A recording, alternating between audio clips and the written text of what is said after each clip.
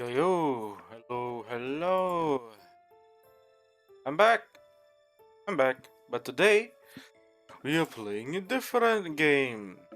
Today we are playing Ace Attorney, or more like the Great Ace Attorney Chronicles. But yeah, how are you guys doing? How are you guys doing? Hope you guys having a fantastic day. And yeah, today we're gonna be doing some courtroom stuff. We'll see if we can get this guy or whoever it was. I forgot. Of the, I guess, prison, charge, I guess, or whatever it is. But yeah, we're gonna be doing that. But also, um, want to take a little bit of a break on playing Akiba Strip, and return to a game which we haven't played in a long time. I don't even know when the last time I actually played that game. Let me see. Maybe I can see it somewhere. When the last time I played, you know, Ace Attorney. Let's see. The last time we played was, um, yeah, it's gotta be a while ago. Almost a month ago. Almost a month ago. What a spectacle. What a spectacle. But hey, yeah, happy to be back on this game. But first and foremost, let's check out if we have some kind of news today. Alright, so just a little bit. We have okay, so we see some Capcom sales for Monster Hunter Rise and Monster Hunter. 9 million for Monster Hunter Rise, and the world has 9.2 million with Iceborne. I mean, it's Monster Hunter. I guess I guess it just needs a little bit. I would say it just needs a little bit of time, to you know come over to the west with Monster Hunter World. So it was just money sitting around. So I guess yeah, as expected, it made profit. All right, next one. Okay, we're seeing some armor for Forger Infusion showcase trailer apparently. So yeah, I guess they're moving a bit forward with armor. Been a while. It's been a while. Um, what else? What else? Isn't much. I mean, we see some DNF Duel story mode stuff. Oh, Final Fantasy 15 reached 10 million worldwide units. Hey man, I mean, it's a Final Fantasy title that's even though through all these problems, it's still an amazing game. So we're probably definitely gonna be playing it one day. I don't know when, but one day we will. Let's see what else we have.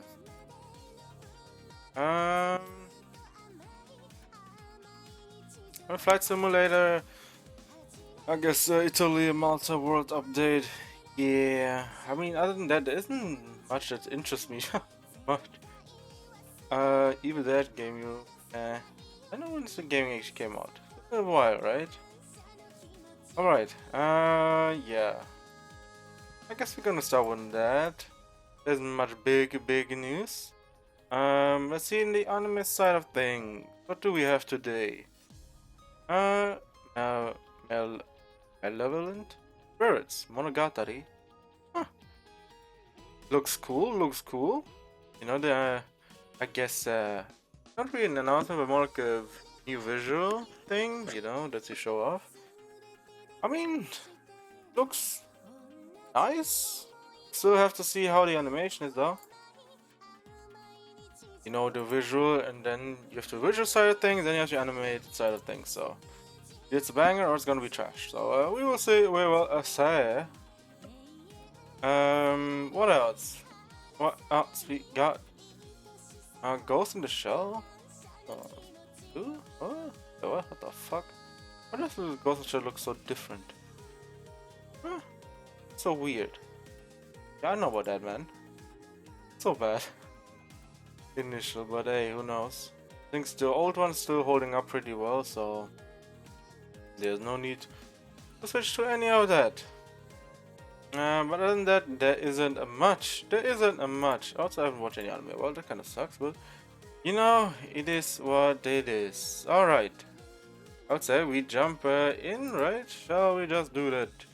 Straight up, jump in to the best of the best. Hey, hey. Alright. Alright. It doesn't blast ears and all of that? Because this game is loud as fuck. This game is a interesting game. Always blasting eardrums and all of that every time. Where did we stop? Oh, was it this one? I think it was, right? Yeah, it looks like it.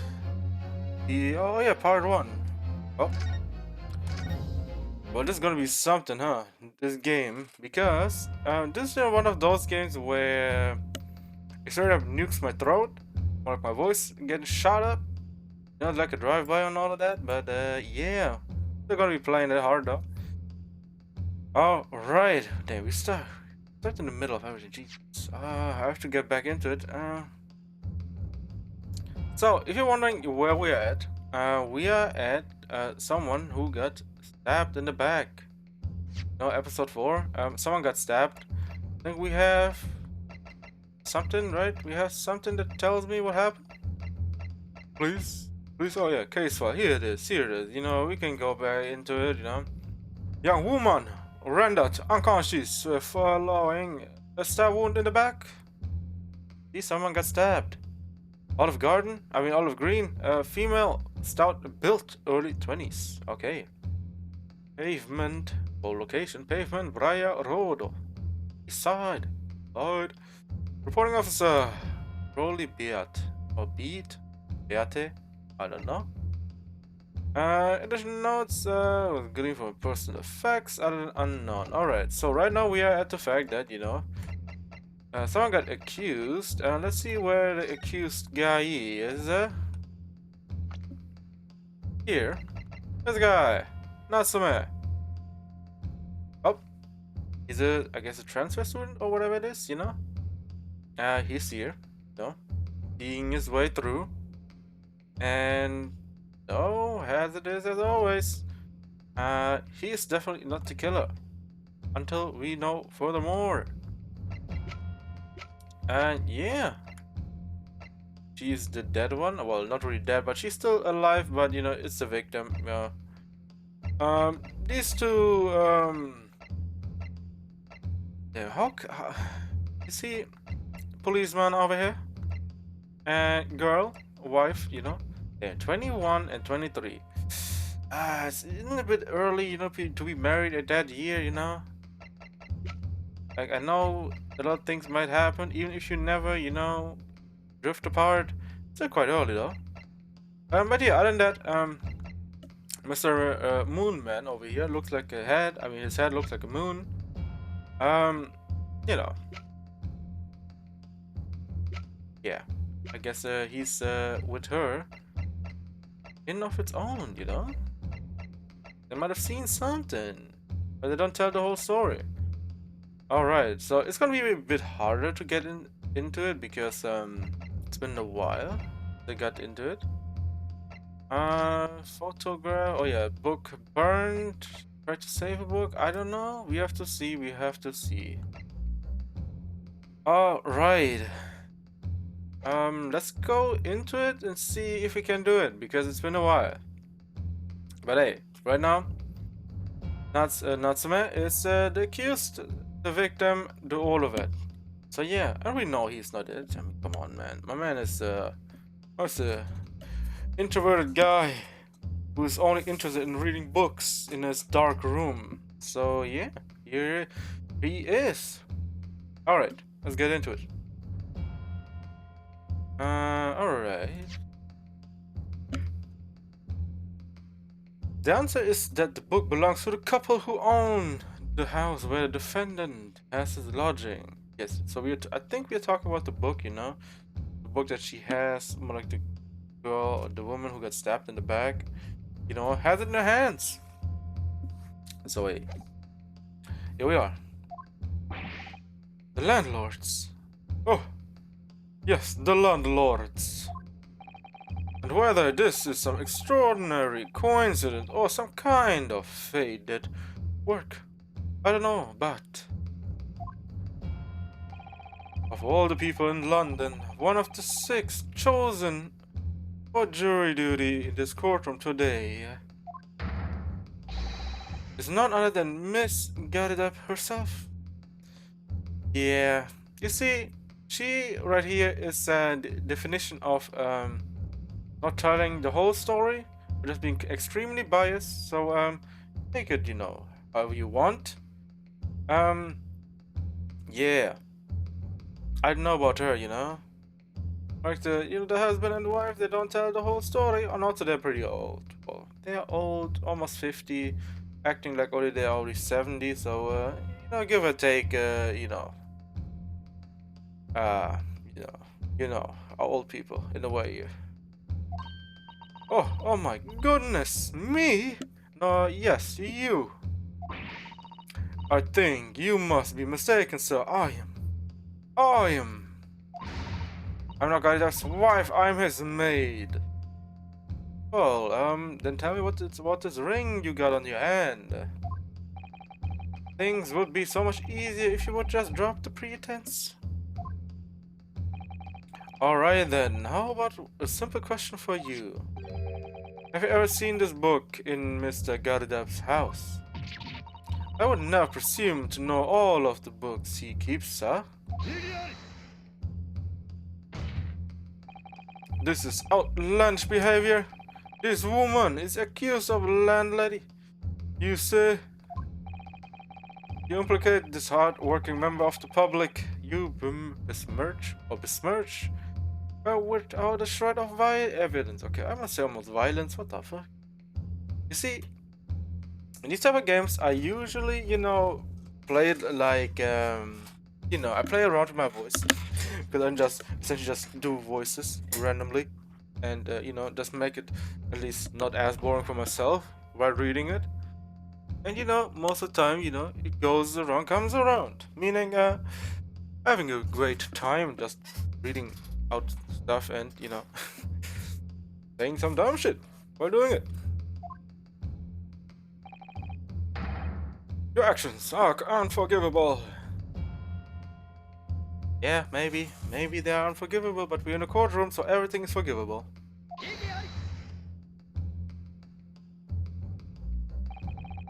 This is not a mere conjuncture. The defense happens to know that on the day in question, at almost exactly the same time as the victim was stabbed on the pavement below, another incident was taking place in the room on the top floor of Mr. and Mrs. Gadidev's house. Good lord, what sort of incident, counsel? Well, the incident of all incidents, Judge. A fire, my lord. Oh my god, a fire. I cannot believe I'm seeing it, a fire. Also, if you're new here, if you have missed, all the other episodes that I have played, you can check it out on my YouTube channel, so if you want to check it out, yeah, I will upload it over there. Also, we have also plenty of other stuff on there as well, so you can check it out as well, like Persona 4, Solar Ash,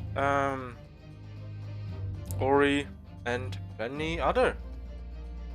A fire, my lord, yes, a fire.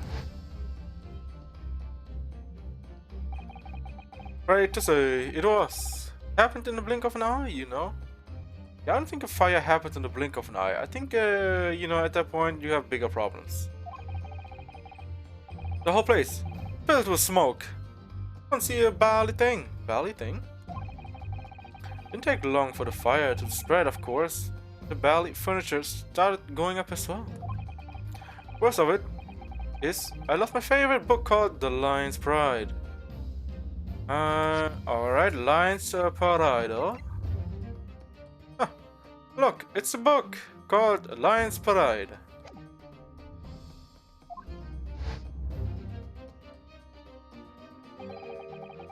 The lion's pride.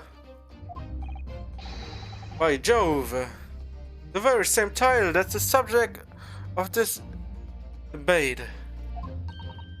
Oh dear me! This is visible? Resistible? No, resistible. No. What the kind of word is this? Reasonable. Yes, reasonable, right? Gotta be. Oh, you've told the court. Told the court is that the book by the same name was involved in the fire. In which case, it would be reasonable to assume that it was burned to ashes. Yes, but at the same time, you know, the victim had its, you know, had its hand on the book, you know, and you know the book is still charred a little bit, so you can see it. And entirely unreasonable to infer that it magically removed itself up to a scene of the crime.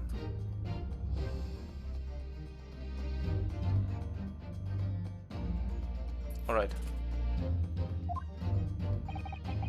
Perhaps it would make more sense if I told you that the cause of the fire was marital discord. Without going into details, it appears that Miss Goddidep is considerably enraged. Oh, she's always been enraged. Holy. So if you're wondering why she was enraged, I think Rionos is gonna tell us this again. I mean, she continue to attack Mr. Gutter even amid the flames. Damn, she was so mad. He almost killed his own wife. I mean, his own man, his own husband, her own husband. Ah, damn. Oh, how awful. I can't even imagine being so horrid to the one you love. Can you, Rolly? Absolutely not, sir. My Patricia would never raise a finger against me. Well, she's been strangling you the whole time with the scarf around your neck, so... You know.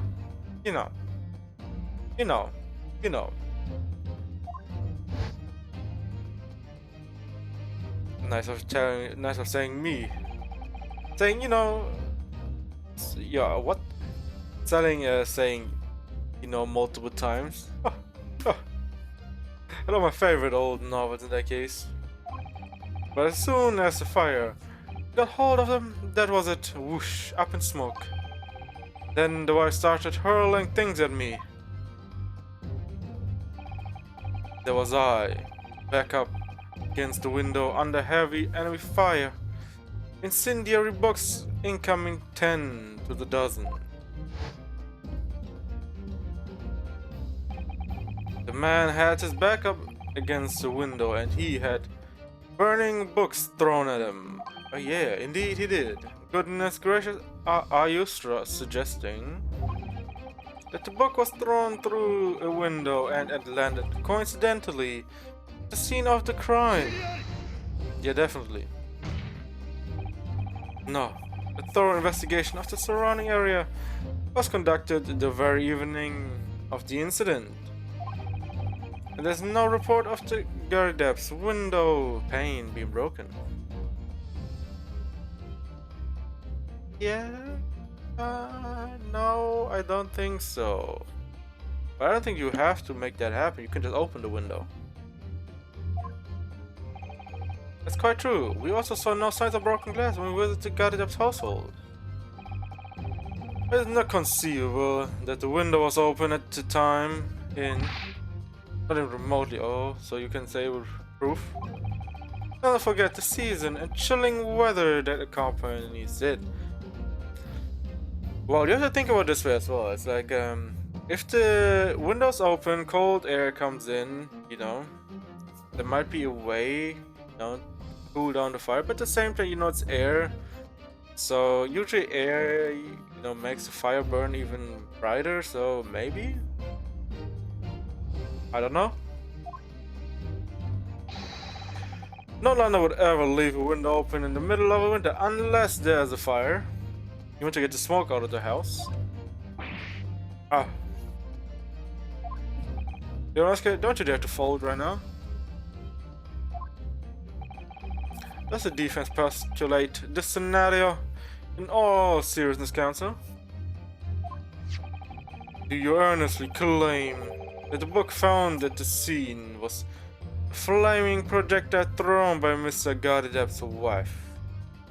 Maybe, I don't know. I believe it's a possibility, my lord. Oh,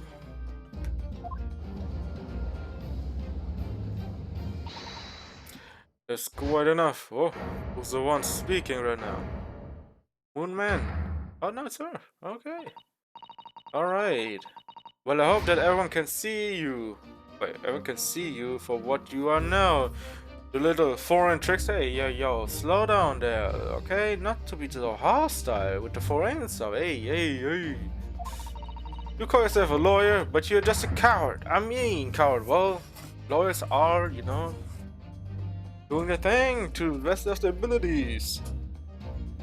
To defend their client. Really? Claiming that our little tiff set the whole neighborhood are light. That's alright. Oh. Honestly, implying that I'm merely posing as a maid for appearance sake. How could you? It's nothing to do with this beastly case. Not any of it. What you've done is sully our family's name. No, I assure you that it was never my intention. Dragging upstanding citizens' name through the mud simply to divert the attention from your failing defense. I should box your ears. That's what I should do. It's utterly unforgivable. Whoa. Wait a minute. Wouldn't it be, support the claims he's been making? Like, trying to do violence, and she's here raging with fire, trying to, do some violence over here?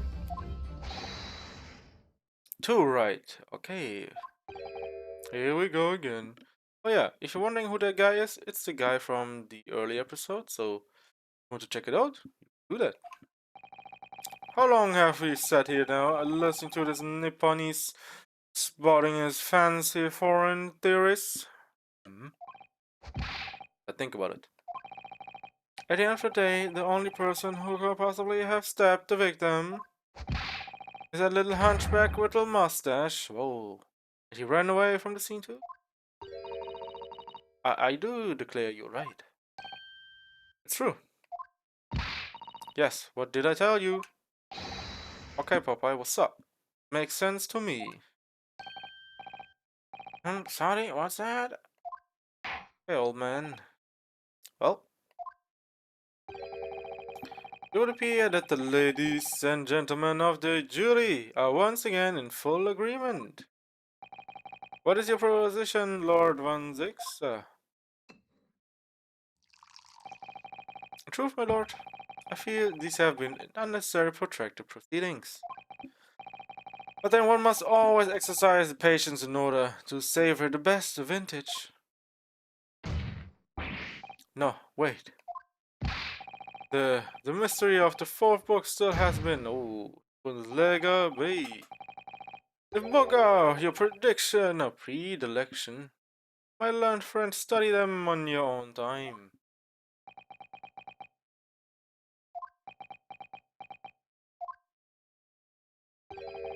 But no, forgive the courtesy this time? Discourtesy. In that case, ladies and gentlemen of the jury, you will now state your individual decision regarding the defendant's culpability for the court to hear. Are we going with the 5 again? Yep. 100%. I don't expect anything else here.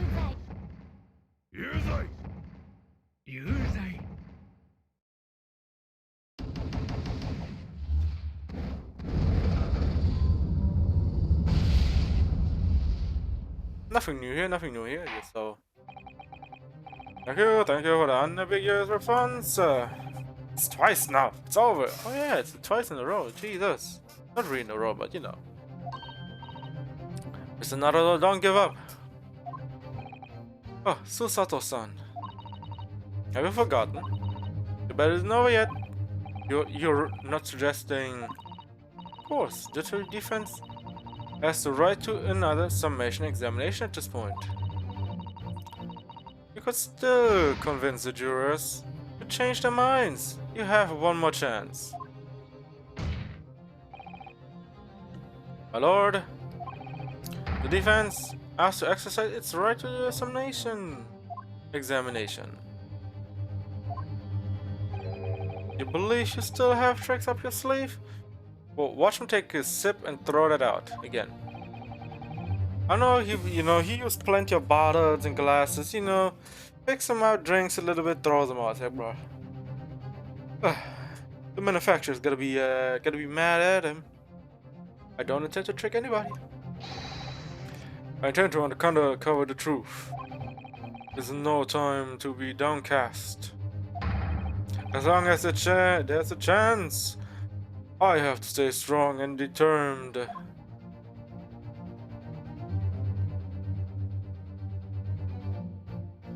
To be continued. That's nice. That is nice. Hey, save.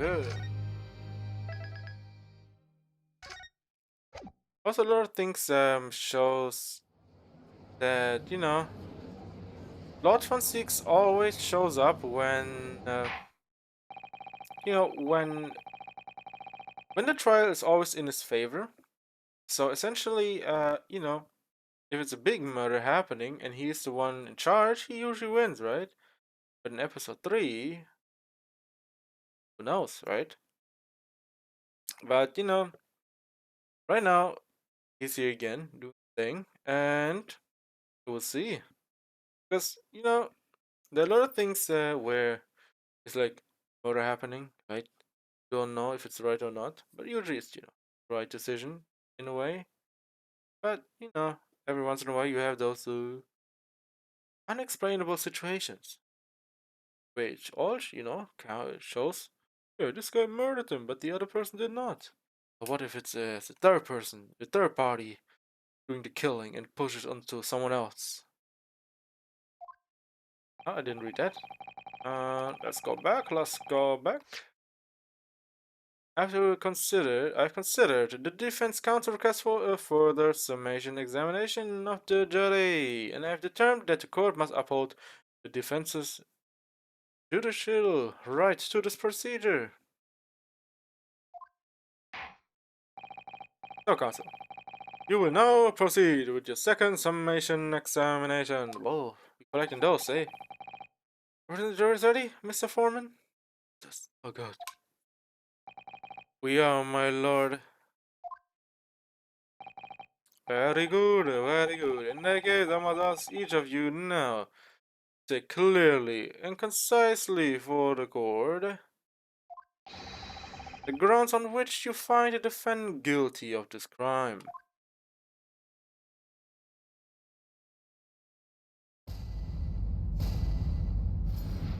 Oh, whoa. Alright, let's see what we can do here. The accused left behind evidence at the scene, didn't he? Those 3 books of his. Yeah, kind of, yes.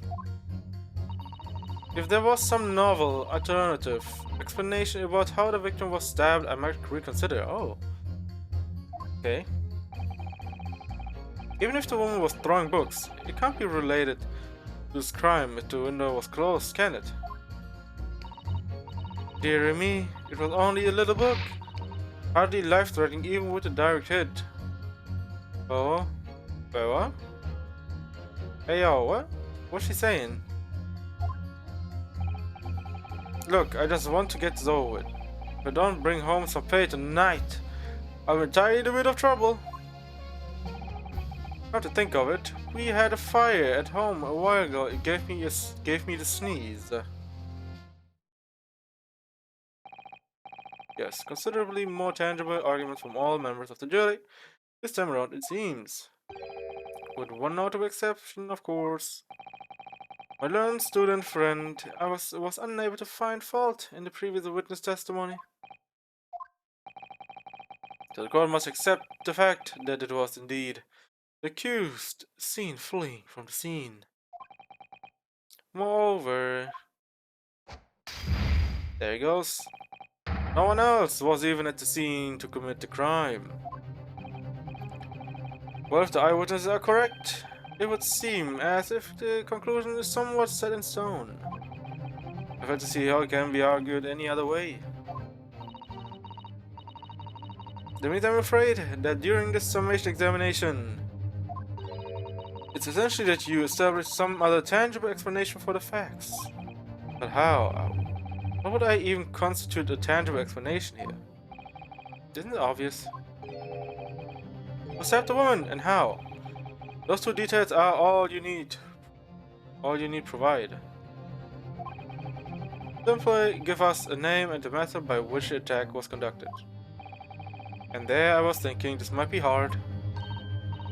But Mr. Naruto-san, you have to do it. Otherwise this really will be where the trial ends. Well, I guess that's where the trial ends, man. Send them off! Send them off to prison. No pressure. No pressure at all.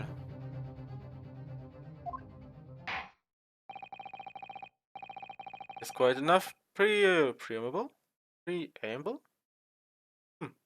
Proceed with the summation examination, please. I presume you are prepared, counsel. Maybe I am. I don't know. Oh yes, my lord. Alright, Jonas, focus your mind and now. Why did he slap his cheeks, sir? I would think his cheeks would be bleeding right now. Clearly the key to this summation examination is going to be juror number 4, the maid, or should I say Miss Gadidap. We have a book that disappeared from the Gadidap's house on the evening of the incident. And the 4th book found in the victim's hand. There must be a way to link the two. Yes, that's what we have to find out. Okay. Using every technique I've learned in my short career so far, whatever it takes. Don't forget to keep my eye on Miss Gadidap and how she reacts even to the things other people say. Okay, will do.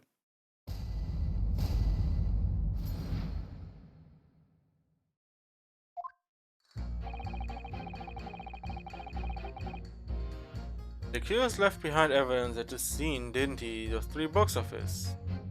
Yeah, he did. Oh yeah, we have to press them. Every single person will be pressed on, so let's do it. But as we now know, there are 4 books, not 3. Well, what difference does it make? There's every possibility that the 4th book, in fact, belongs to the defendant's landlord. Yes, that's the part I have a problem with. Sorry. Well, the point, the woman was stabbed. This landlord fellow was at home, wasn't he? Yes, he was at home. Enjoying a fiery scrap with his wife or something, you said. That's not exactly how I put it, no.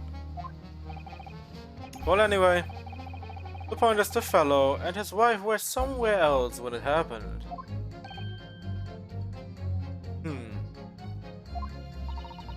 I think that's what you call a strong alibi. So it couldn't have been the landlord who did it, which only leaves the Nipponese fellow. Oh yes, the Nipponese friendo. Honestly, I can't see what all this palaver's about. Ooh, palaver. It's a done deal, isn't it? I haven't had that word in a long time. I suppose it is, since I've nothing witty left to say. If there was some novel alternative explanation about how the victim was stabbed, I might consider, well, you have throwing knives, you know? You might have throwing knives. No one says there's not a possibility. So you might be willing to change your decision, you mean? Oh my, such a light on your face. But I'm afraid I shan't be swayed by emotion. Despite what you may think of me, I'm a very modern, metropolitan and rational woman. That's great. It's amazing. If one reads the morning papers, it's all forgotten by tea time, isn't it? So why read them in the first place? Kind of. It is kind of, you know? I mean, I don't read papers, but usually, you know, you see the only thing that's, you know, what happened in the news. Usually what happens in the news, right? Or local, whatever it is, right? And that's not much going on because every day you see something new. You see, modern, metropolitan, and rational thinking, wouldn't you say? And not at all extreme. Yes. As I see it, an overwhelming, suspicious Japanese man has been implicated by overwhelmingly strong testimony. So despite one or two minor puzzlements, I do declare that the man is overwhelmingly guilty. Wow. Just a wow, huh?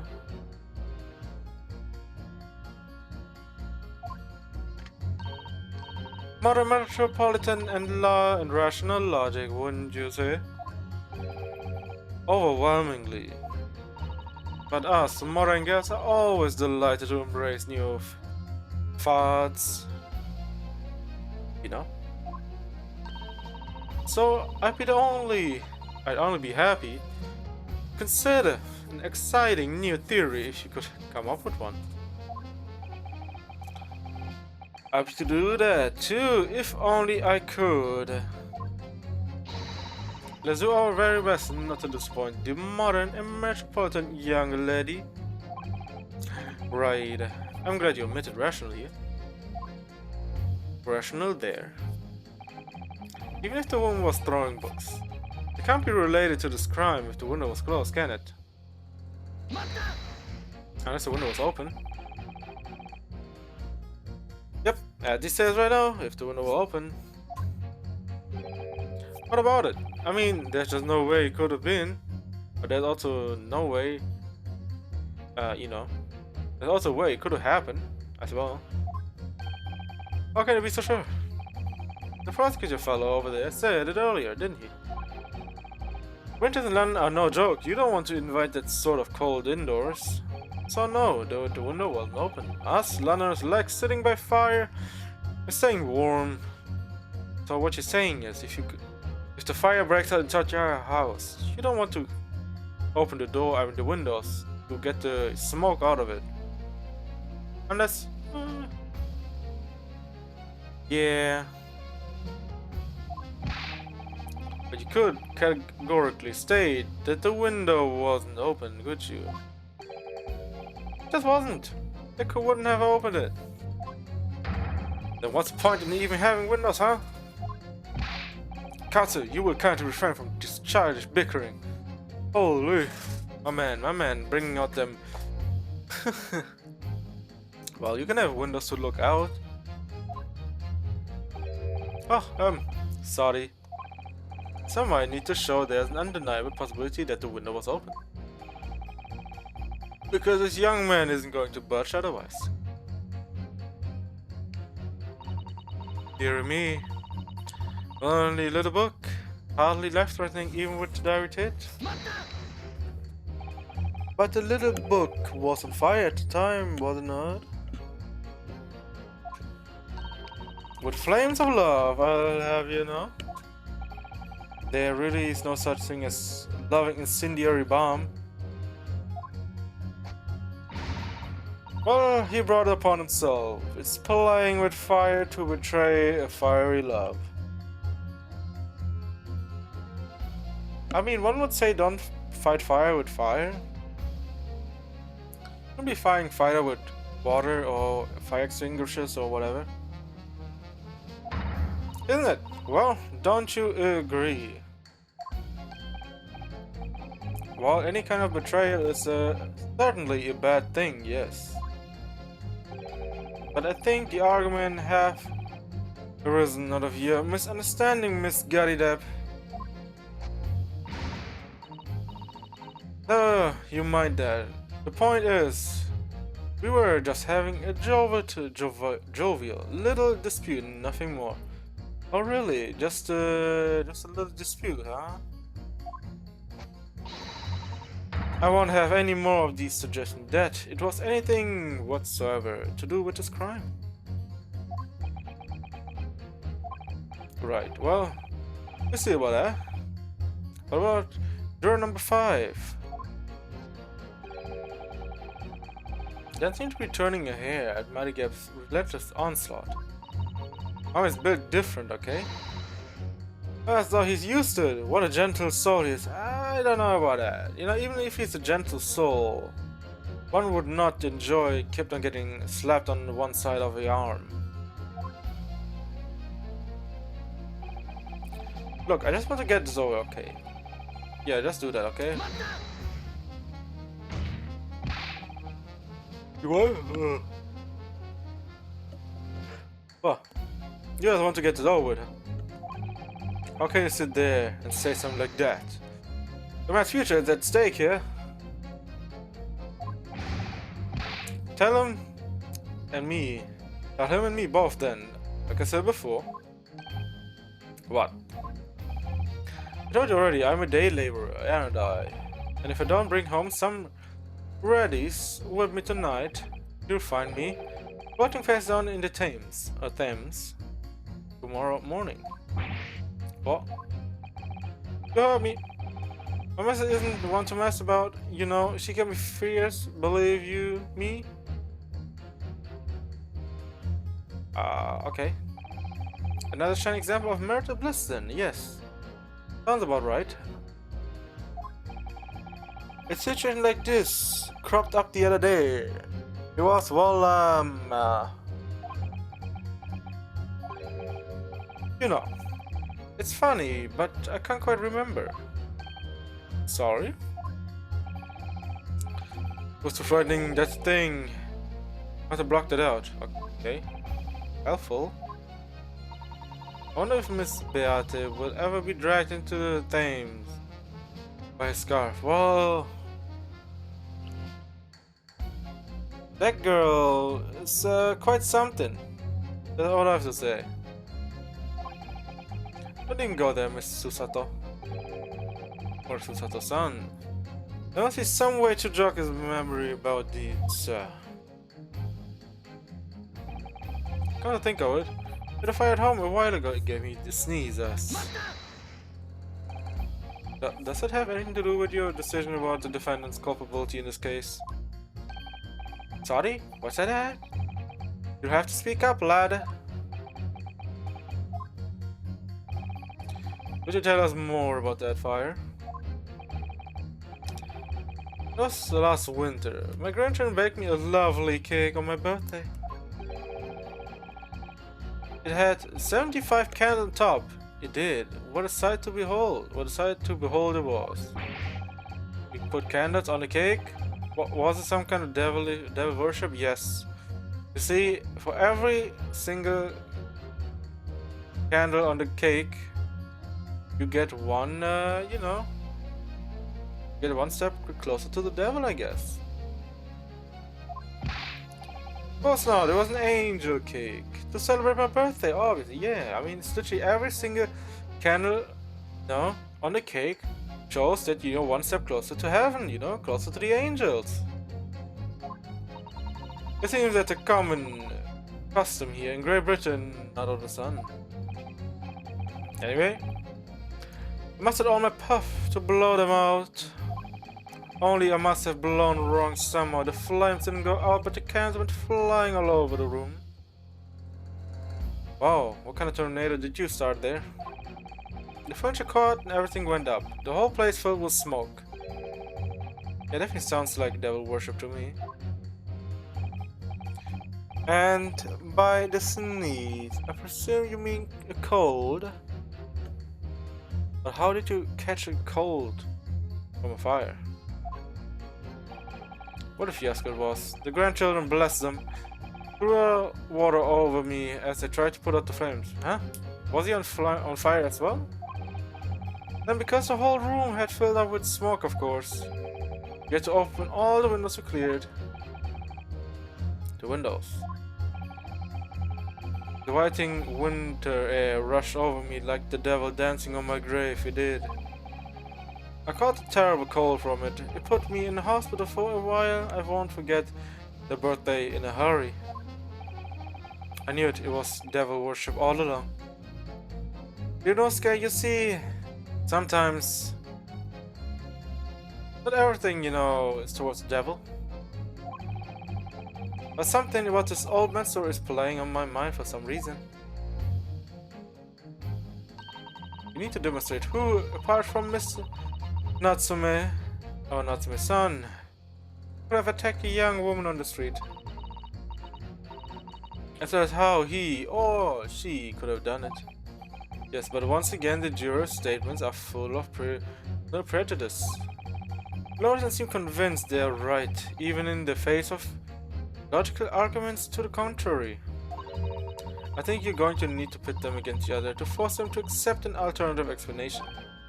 Yes, I don't necessarily need to find contradiction between their assertions, just a connection might do the trick. Alright, I see what I can do. If anything stands out, I'll go in for a strike. That's spirit. Yes, that is my spirit as well.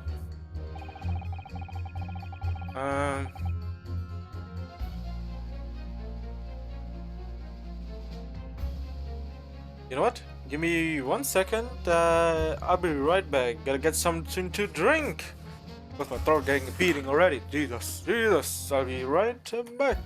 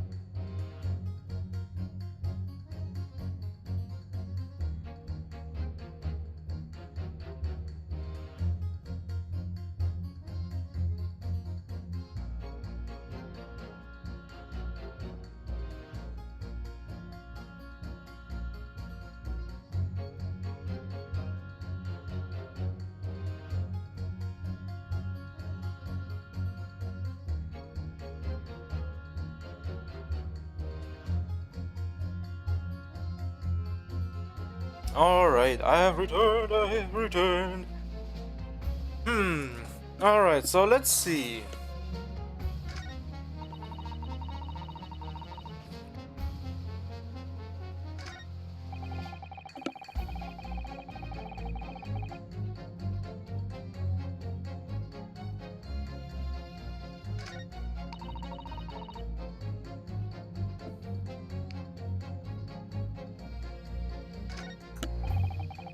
Let's see what we can do here.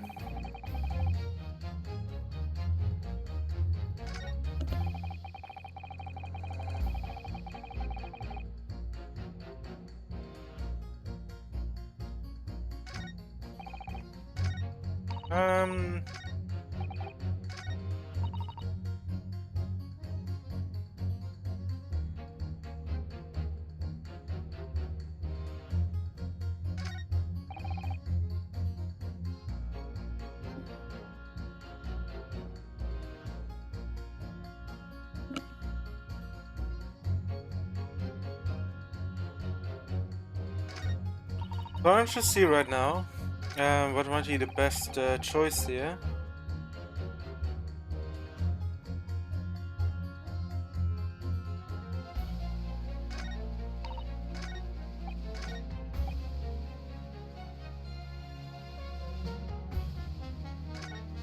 So right now I'm tending to this guy and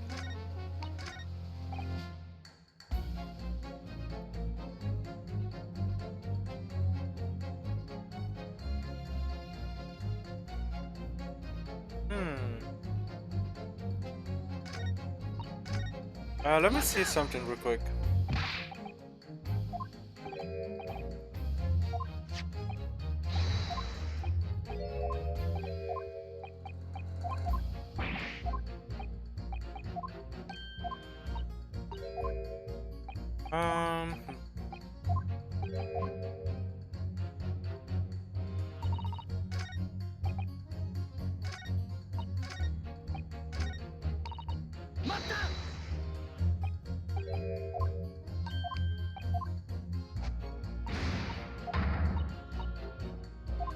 But from the looks of it, I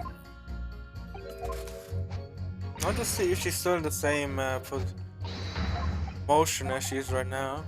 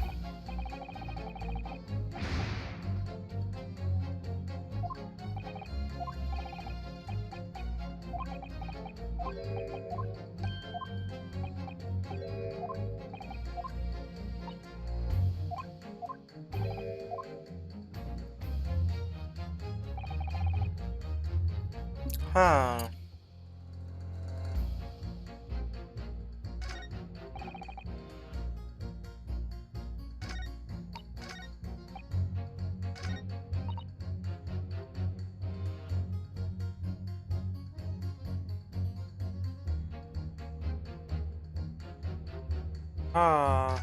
Let me think.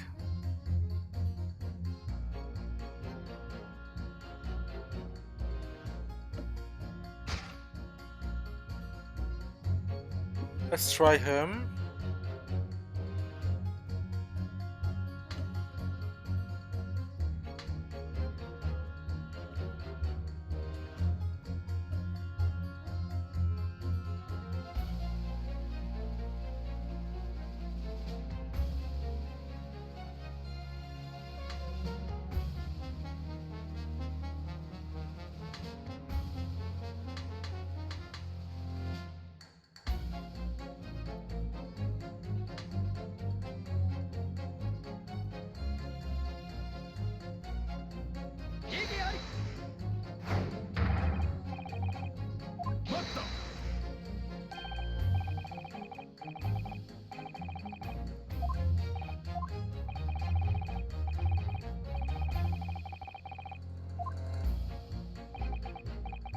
Ah, okay.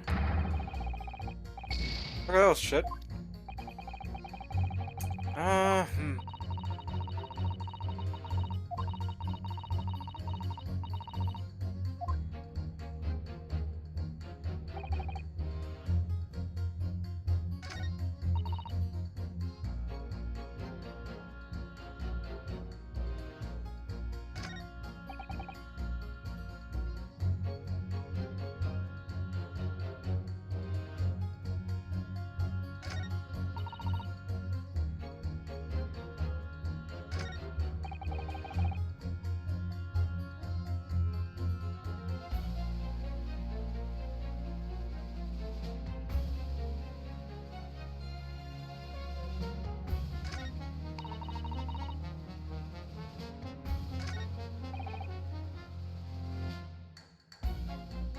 You know what? I'm gonna try something.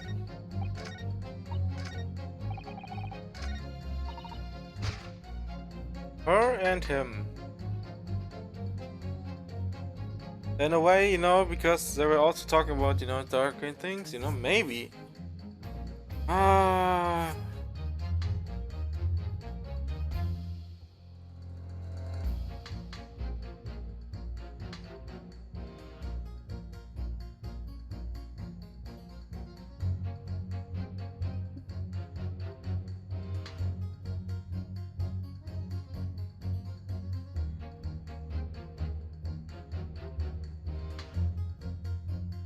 You know what? Fuck it. Let's go with this. Because let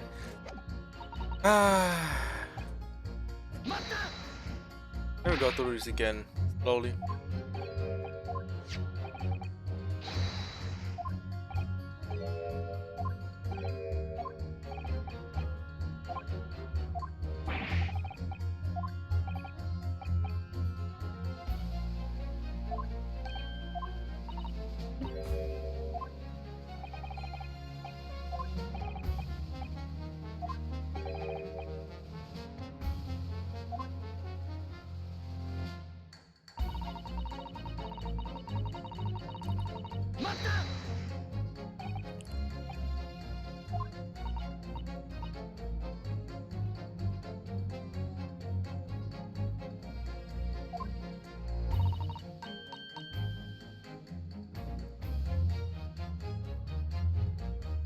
Huh?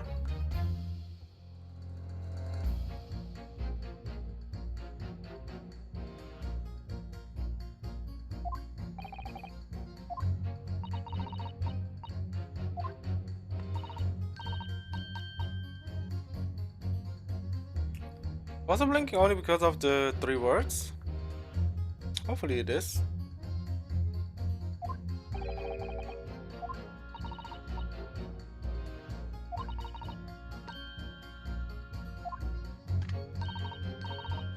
Okay, it is.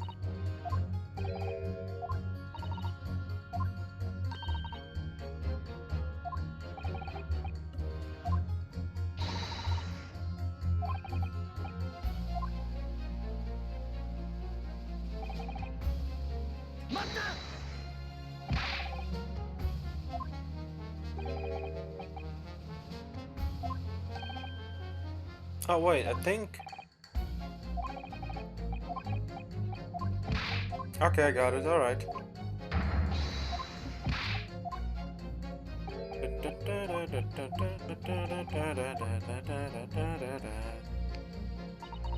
Oh, this guy and older man.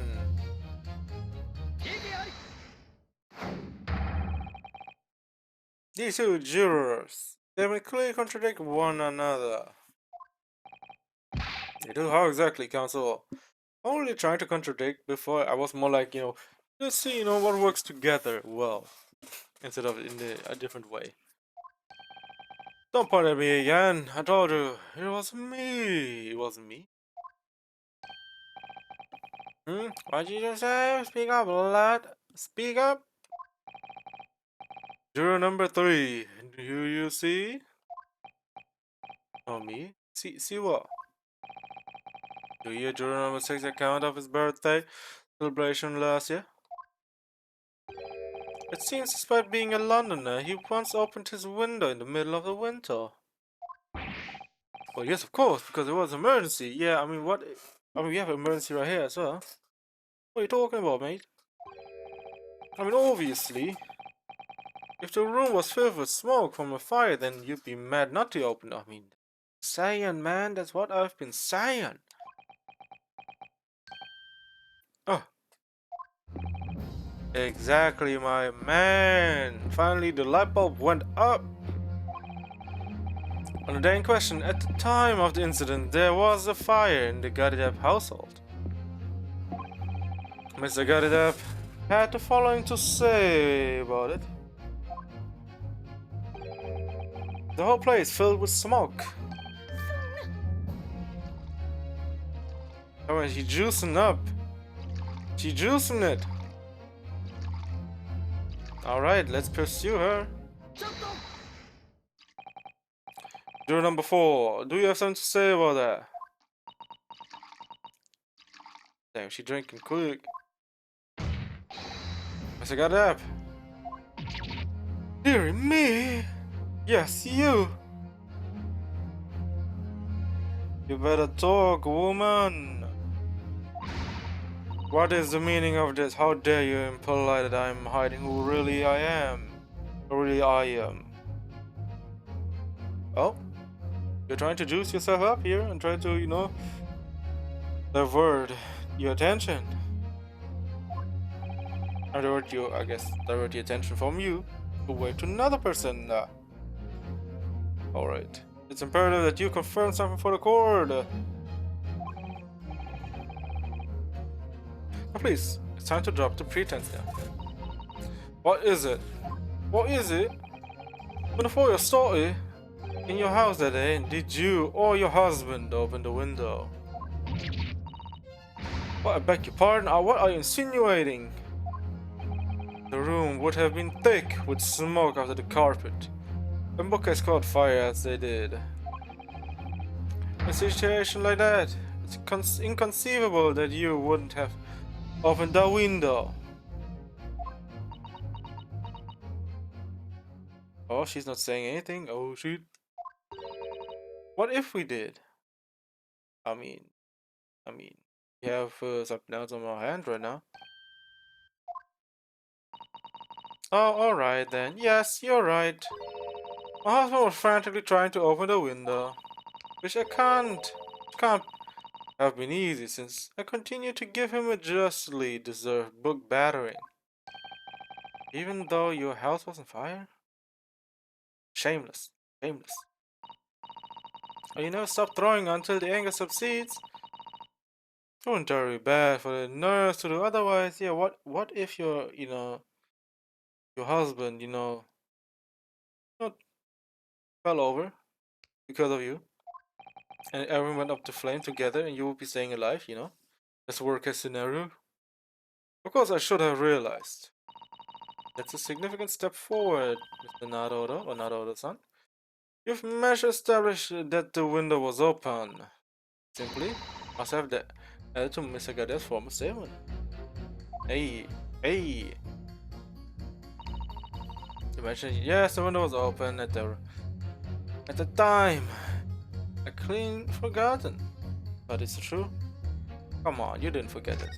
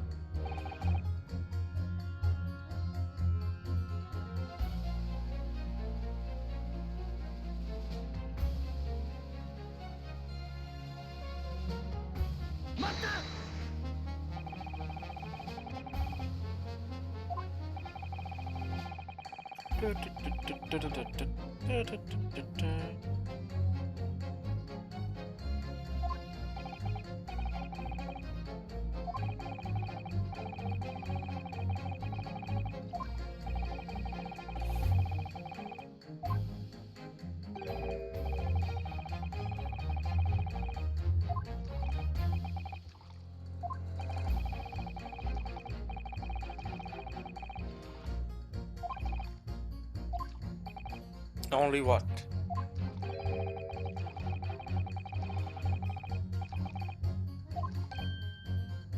Yeah. I don't really see how I can change my decision, really.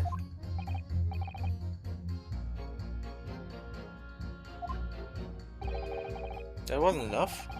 What is going on to take persuade these people? Well, those are hard-boiled people.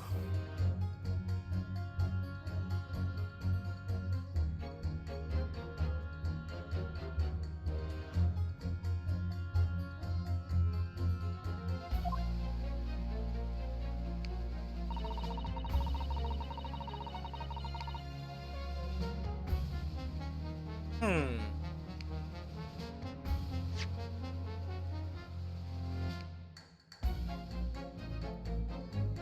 Let me think. What could we be doing right now with this?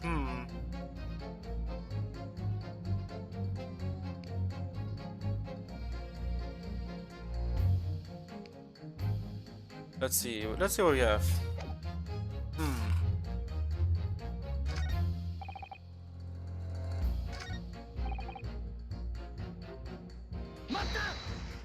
Let's see.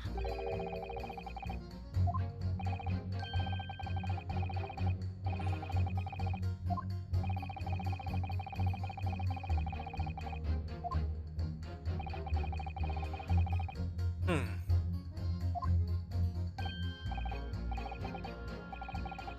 You have to speak up, I'm afraid. Never mind. He deaf as opposed to when he wants to be. But actually, this old man's anecdote, I might just provide the alternative explanation I need to make a point. I mean, already did. Use only candles. Was he okay? It's a safe way. Oh.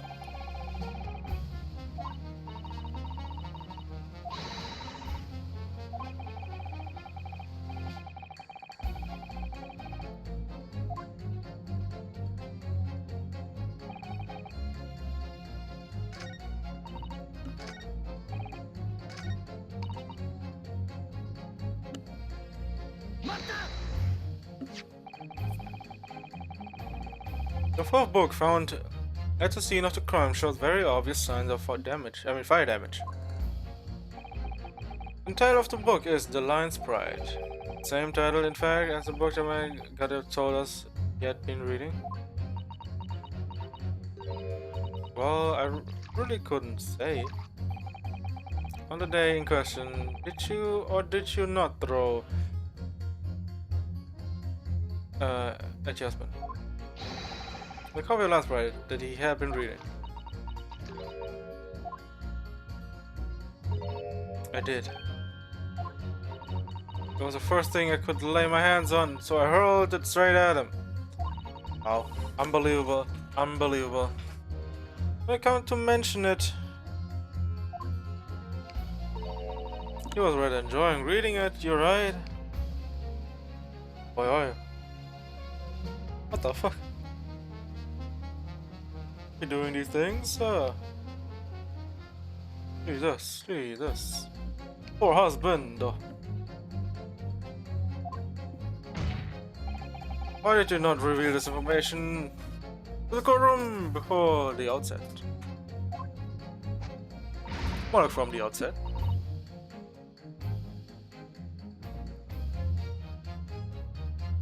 Because I couldn't, you insolent little man. I didn't remember.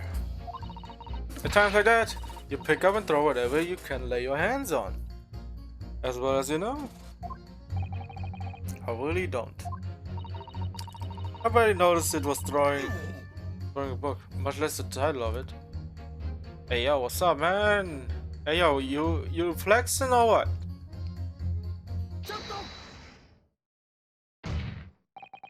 What is it? Juror number 5. You know something? I remembered what it was. The memory I'd blocked out. I'm listening to what this granny was saying. We're all floating back. Damn granny, jeez. We're calling you granny, you cheeky devil. I Miss Got It Up. Oh, the maid, I'll have you know. The man doesn't even flinch. Tell me that's not because he's so upset to being used to being hit all the time, damn. What is the abusive relationship going on in this courtroom right now? What the fuck? Hey yo, what? Someone sent the police? Or the government at the same time? It was about 2 weeks ago now. I just got back home after work, like... I put my hand in my pocket for the wages I just earned that day and I nearly died. There was a hole, every last penny had dropped out. Oh dear, what a disaster. You haven't heard the half of it, boy? Oh? The wife was cutting up some chicken at the time. I could hardly get the word out, but I told her straight. I lost a day's wages, love. Well, that was the last, almost heard of him, but he's still alive, you know, seeing him right now in front of us. Next thing I knew, the blade was whistling past my ear, stuck into the one next to me. It did, about an inch deep. No words, just terror. Yeah, I mean, almost having to Jack the Ripper over here. Jesus, about to get sliced up. I'm gonna use it as a dartboard. I could smell it then, you know, the god-awful stench of a Thames. A Thames? I was sure I was going to end up face down in the muddy banks that night, I can tell you. Now, that's a real disaster, isn't it? I never use the word lightly again. Anyway, the point I'm trying to make is this. Women lose their rag. They'll throw anything at you. Knives, hatchets, hammers, wooden, wooden spoons, belts. You also have, all the other above, Sometimes sandals, sometimes even a rock, if that's in close by, or even a book, In this case, we have a knife. That was a close one. You mustn't think that all women are so short-tempered or unrefined. Well, Susato-san, you threw us 3 or so times without letting us the word out. No, I wasn't thinking that. Throwing house object at people is, well, so uncivilized. Yeah, it is. At least attack with honor, using the bow or the like. Okay. Yeah, I know about that, you know. I would honor, I'm gonna throw the knife at you, and if it hits you, well, you deserved it. If it didn't, well, just another case of I didn't miss. This badly, this time. Wait, I can't even use words today, holy. It missed. Well, I guess the god didn't want you to die today. What? Attack? Who are you going to attack? Never mind. Anyway, this man's word. What? Hey y'all, was he also ready to throw the shit at us? Would be rather significant, I think. Alright. Come back to the bow and arrow thing later if I dare. It will hurl almost anything at you. The kitchen knives really brought that home to me.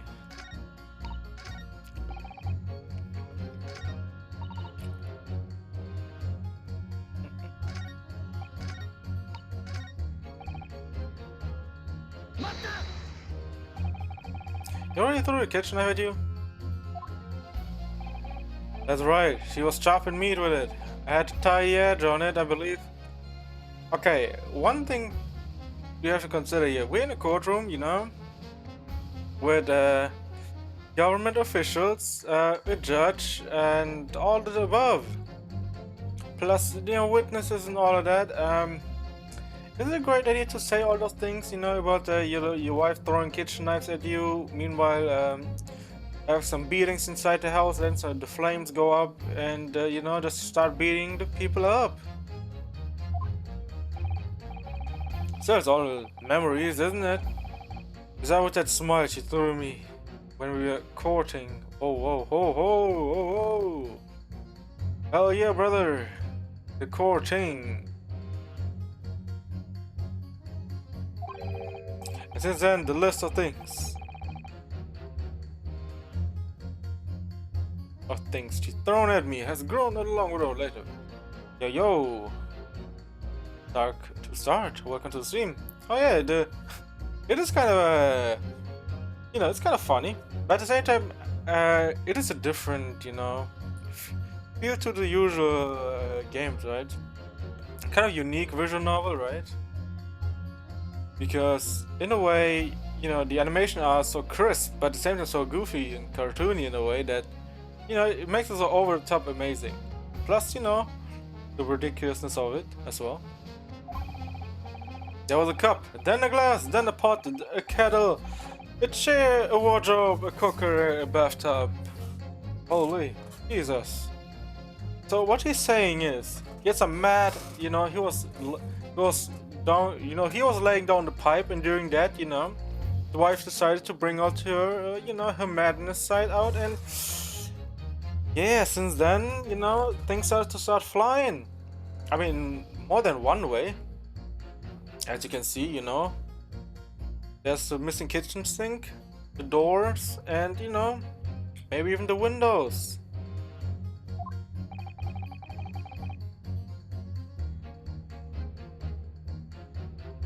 Yeah. Your wife must have been even beefier than you. Well, what is also, you know, interesting to see is, you know, to saying the different details of, you know, the difference animation of, you know, Ryunosuke right now, you know, he's hunched over. And things came to a head last week, and when she threw me right into the Thames, right? She threw me into the Thames. So she's not so bad when she's calmed down. She's a little sweetheart, really. See, here we have the different animation for that as well, right? It's like you know, the animation every time. It's so interesting. Oh, the juror. Oh yeah, I mean the juror is also pretty interesting. It's almost like everyone has a unique, you know, animation styles, right? I'm so happy for you. And, you know, seeing it every time switch up, would think it would switch up here and there, but, you know, it's still pretty funny. It's pretty funny. You want to know what I think? Also, I love that every single character has their own, unique animation.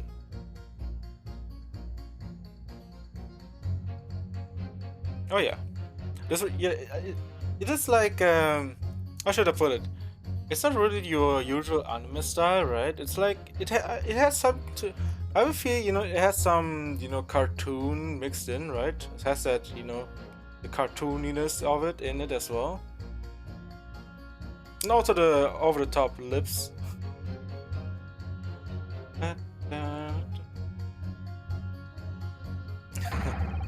But yeah, it is sometimes it is interesting to see how certain games bring out different things. Like there are a lot of games that make some crazy interesting games.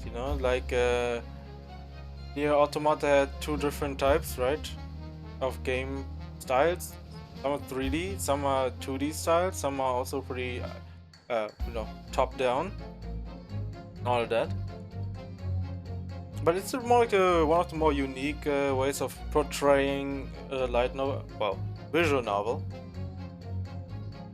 Okay, if you want to know what I think, I think this whole idea of ladies first that we are so obsessed with in this country. Yo, what? Was thought up by some clever lads who'd been tossed in the Thames few too many times by their wives. Oh wow, that's a very interesting theory. What a terrible thought. Is it though? I don't know. On the face of it, this juror statement just sounds like a real extreme anecdote. But I think it might turn out to be an extremely powerful weapon. A weapon I might be able to use to make jurors accept an alternative explanation here. Okay, so, what is interesting here is maybe it's drawn a little bit in an interesting sense, like 3D drawing plus the movement, all of it. It's like a 2D 3 movement. Oh man, looks like I don't know what it reminds you of. Some kind of panda a little bit,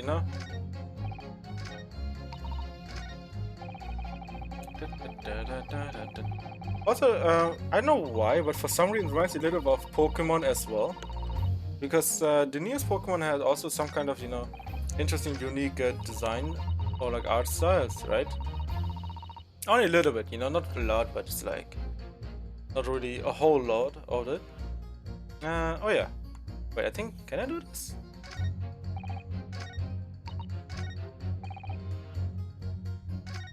Alright, I think we can do this. Do this and this.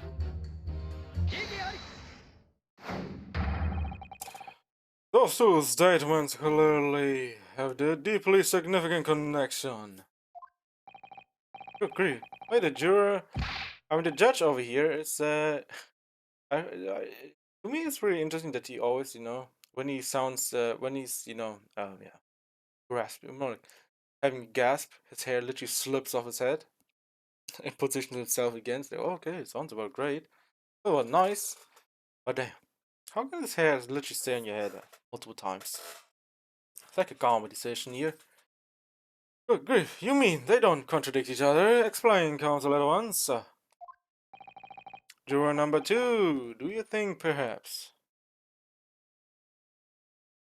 Yeah, I like it. I like it. It's different. It brings in a different dynamic as well. Instead of the constant defendant against the prosecutor, right?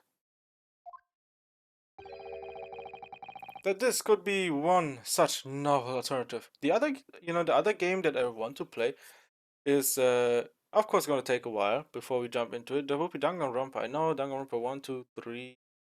Well, V3, not really 3. We might check those out again. Well, not really again, but more like playing it, return to it. Not really return to it. More like doing a playthrough on this channel at least. This could be one such novel alternative. Oh my, whatever do you mean? Oh, you sweating, girl? You sweating?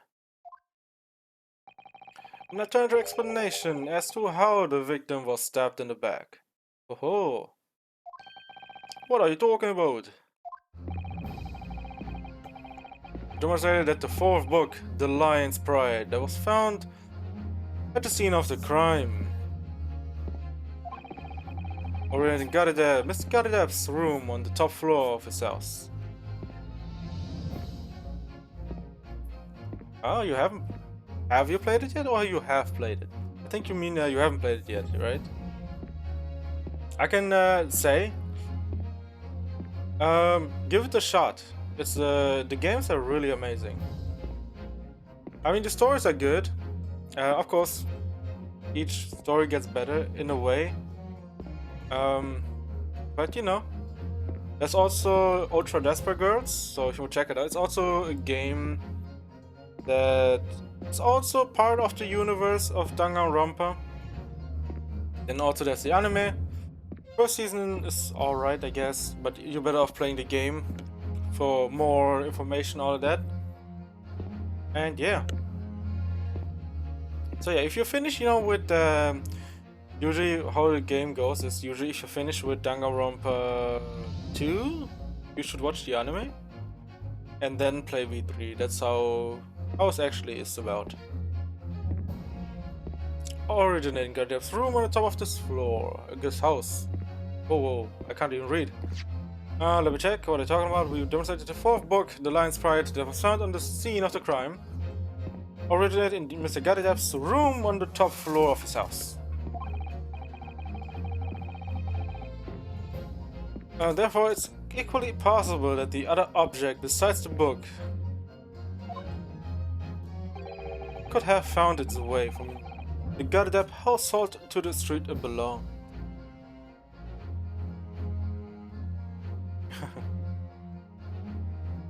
Yeah, it's fine.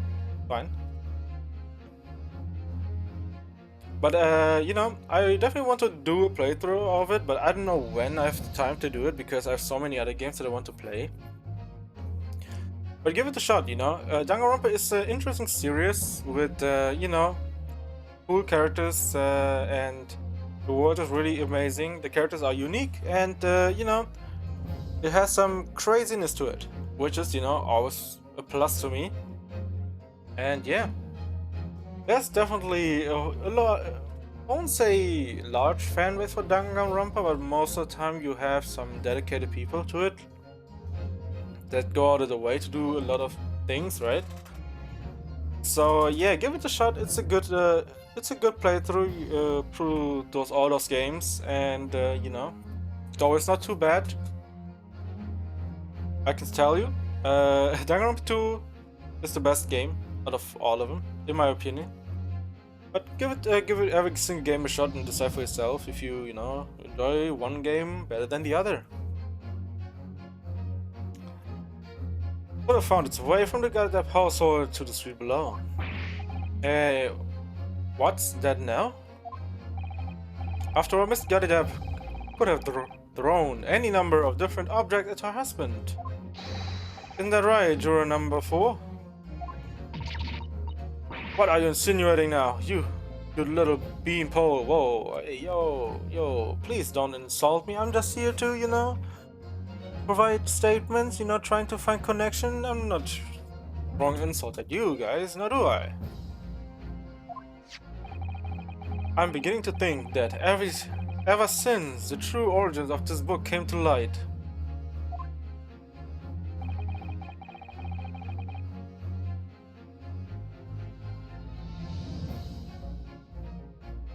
oh, I understand you, man.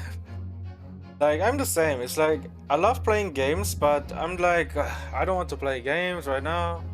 Because I want to play so many other games as well, plus, you know, you like chilling, you want to play, you don't want to play anything, but at the same time you want to play games. I think the part is that you want to start up the game, right? But then you're like, oh, I have to start up the game, then I have to use a controller or a mouse or keyboard, and it's like, and then the first step into the game, you know, that's usually the part where it's like starting up a game and going through all the things and then playing the game, then, you know, jumping straight into it and then playing it for hours, then you forget about it. But usually it's the startup of the game. That's what gets me as well. It's like, Oh, I don't feel like starting up a game right now and all that. Perhaps you had a feeling this might be what happened. Now, you listen here, you Eastern Gala. I don't know what that kind of word is, man. Holy. Learning your words ever since I opened up this game. As a foreman of this jury, I demand a straight answer. You give us this yarn about some other object making its way out of the house, but what? What was it? Well, I don't know, man. It was a book. Or was it a knife? You see, it's the same with when I play games outside of it, right? Like outside of streaming. I usually, just play... More like I don't really play much. But more like when I play, it gotta be a game that's really, something that's... It gotta gets me, into the competitive spirit a little bit, of more like of improvement a little bit, or even, just chilling out, watching, I don't know, videos or even streams afterwards, I don't know. So then I don't really play a lot of games because, let's be real, when I stream, that's the only time I play a lot of games, so yeah. So usually I take, all the games that I play to the streams, so, it's much easier. Oh, it's for Fool. Interesting. Huh. I'm really taking a big gamble here. That was a bold accusation to make, but I haven't any real evidence to back it up. Well, yeah. Clearly.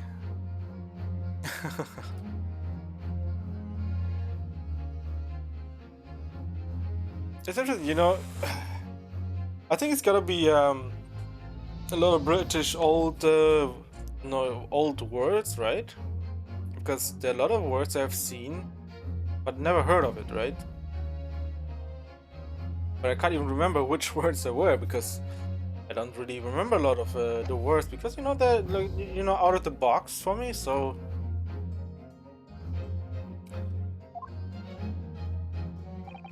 but I'm certain that at the very least this warrants further investigation. Alright, Mr. Foreman. I tried to explain the defense theory. Oh shit. The object that found its way from the goddamn household to the scene of the crime was... well, I don't know what the other object was. Because, yeah, I forgot about the things. Was it just one?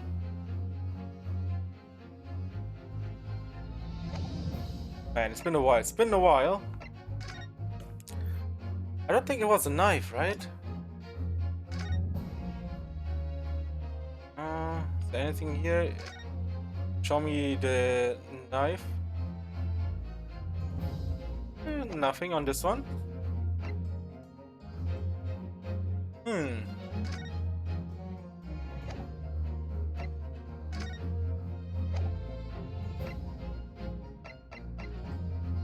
Oh shit, I have no idea. I mean, right now I would only think of the knife. Because the book is the only one.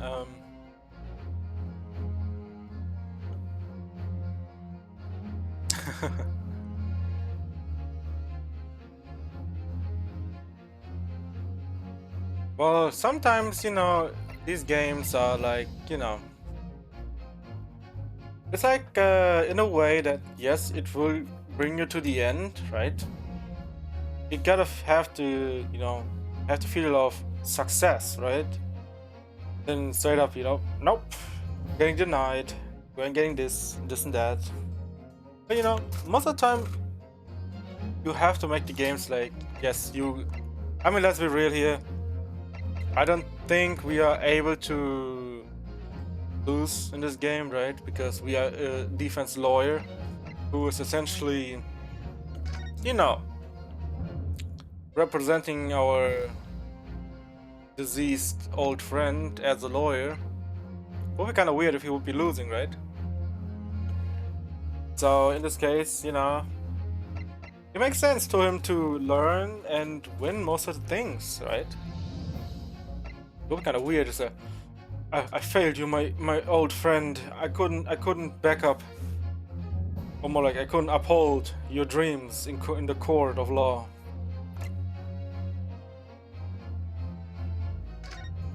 Okay, let me see the instant report real quick. That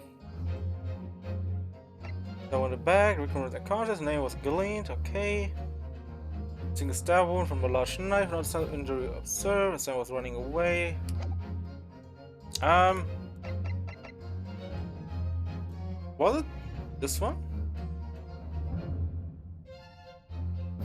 Oh no, it's in the room, no.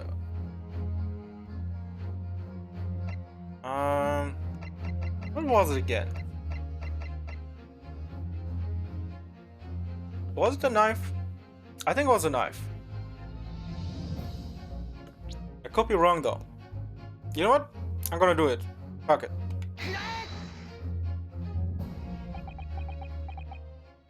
Oh, it was right. It was right. Okay, okay.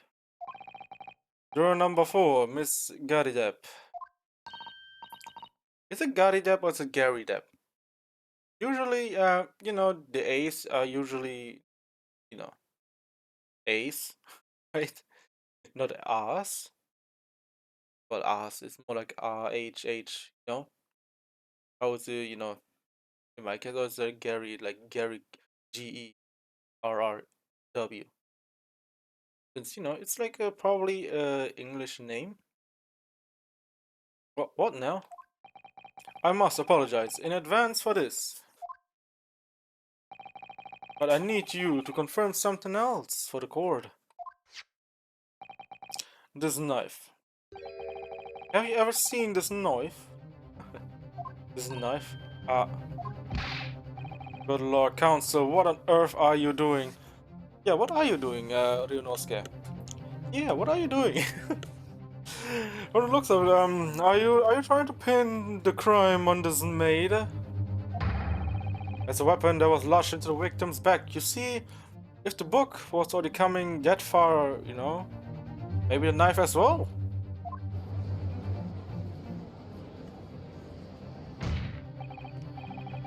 My lord, remember that when the victim was attacked, Mr. and Miss got it up. When the whole in the throes of an argument.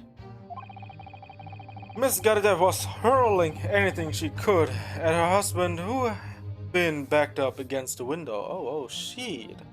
You see, one would think, you know, it would be pretty hard getting backed up against the window. In this case, it wasn't really backed up against the window because of it was hard. It's more like, you know, oh, I don't want to die yet. Please, let me live for another day. The window that had been opened to clear the smoke and through which the book sailed to land at the crime scene. You can't seriously believe that the book was found in the victim's grasp.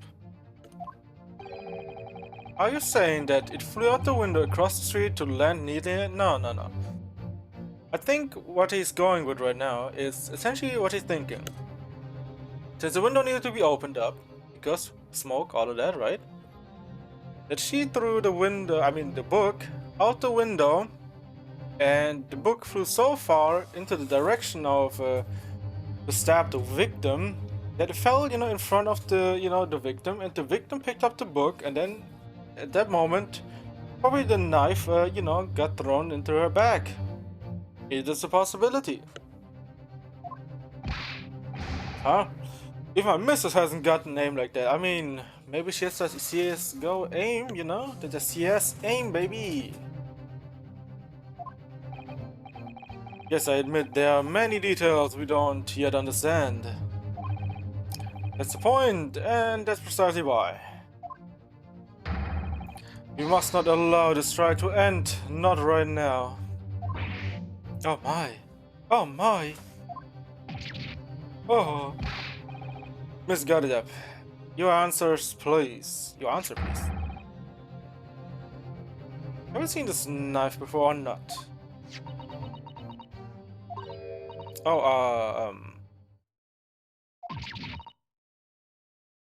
I mean, we only need to know if you've seen the knife.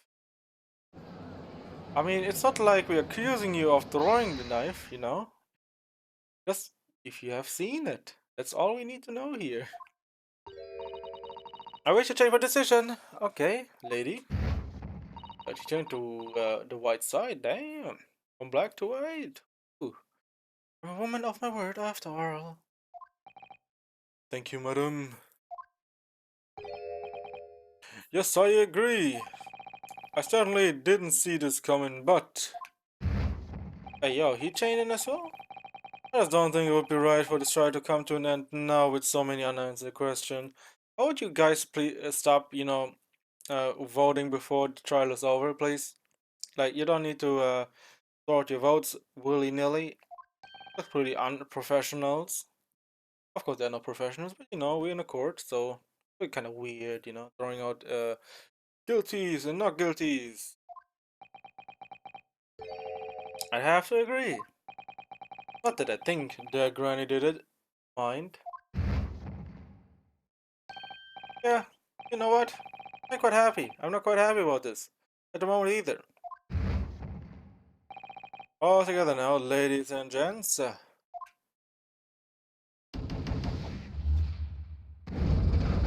Okay, 4x2, okay.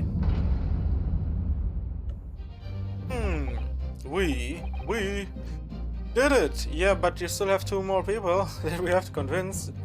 Even though I know why the old man is not just jumping ship. Well, congratulations, Naruto-san. So as a result of the defense summation examination, the number of jurors' leanings have changed. Oh my goodness, for the second time in this court session. Wow. Fantastic. Jurors called guilty against 4 now, calling innocent. But currently, the opinion of this court is divided. And this trial will continue.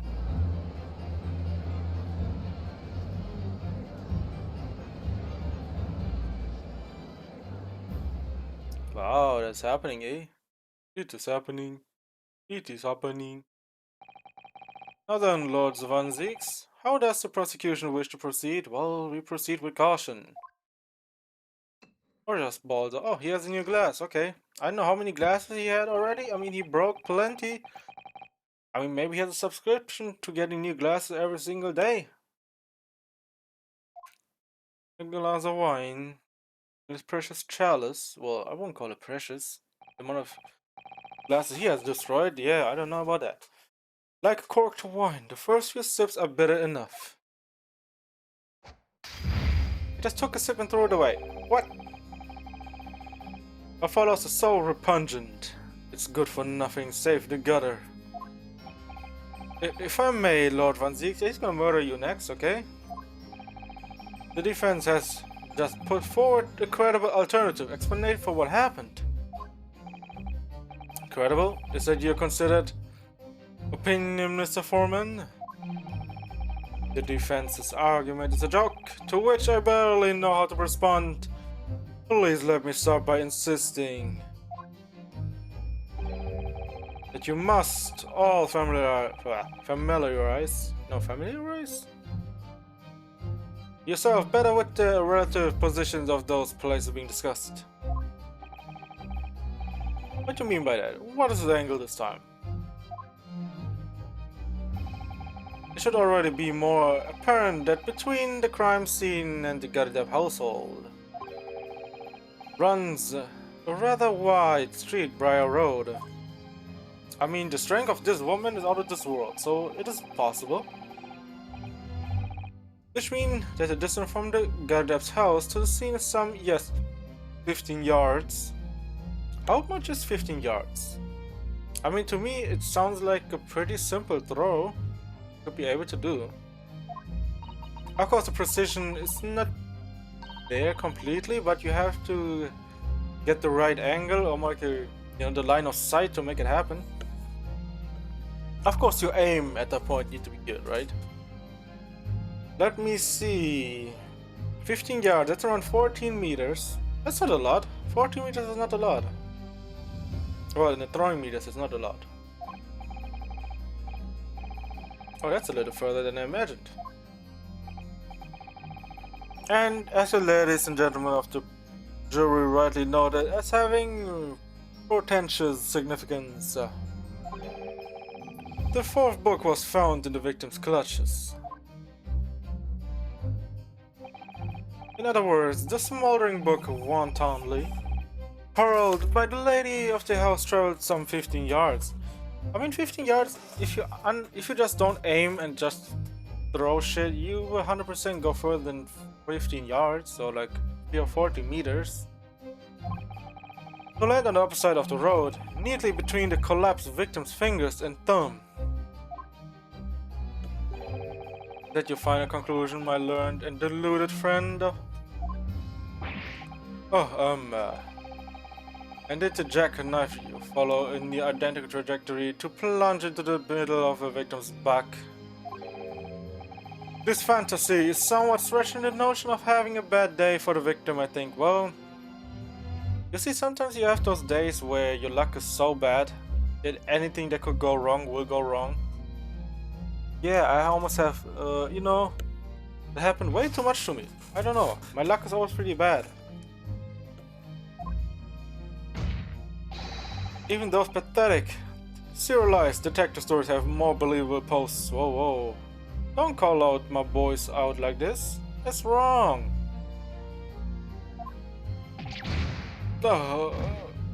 Getting shut up. But man, I love those small animations, that they do. It's like it's a new fresh of air in the visual novel aspect, right? It's like every single character has their own specific animation going on when something happens. And, brings also more character to the characters. Character to the characters, nice. But more like, more life to everything else instead just reading the things out. That's a practical son loves the sound of his own voice. Miss Susato. Serialized detective stories are pathetic, are they? How dare he? How dare he? Tell him, girl! Tell him! Show him who you are. Maybe let's pick our battles here. Yeah, maybe we should, huh? Maybe we should all pick our battles.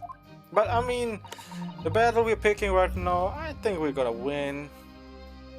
The road is, pretty steep, but wait. Road up ahead, I guess it is steep. Yeah, it is, might be. We'll be using a different word, but I cannot remember another word right now. My lord, I might I be allowed to speak? Oh, she gonna bring herself to the stand. As judicial assistant, you may speak for the defense. Yes, go ahead. The prosecution may consider the idea a fantasy, but what the defense has postulated was believable enough to persuade the jury to change its leaning. And as such, the court has a duty to explore the alternative explanation as thoroughly as possible. To that end,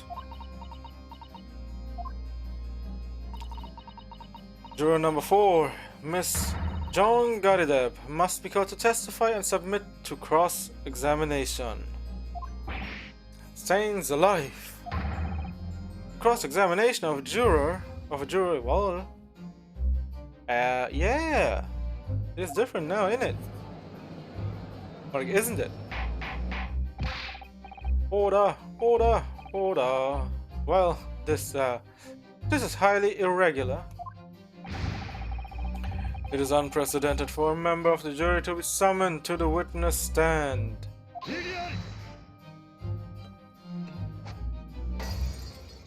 I think it's already his third bottle as well.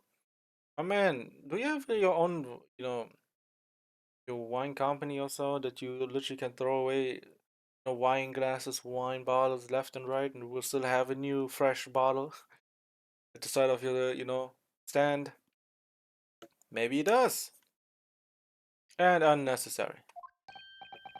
Lord von Zeeks. There are already witnesses in the stand whose testimony the defense may further cross-examine. If my learned friend's farcical theory has any truth in it, then both a burning book and the jackknife must have flown through the sky before the couple's eyes. And we must assume they will be able to testify accordingly. You know what? I don't know why, but she reminds me of a cat. I don't know what it is, but she definitely reminds me of a cat who uses, okay, it's a kind of weird analogy right now, but it's more like it looks like a cat with as a puppeteer using, the puppet right now. It's kind of weird, a cat puppeteer using a puppet. Let's say witnesses.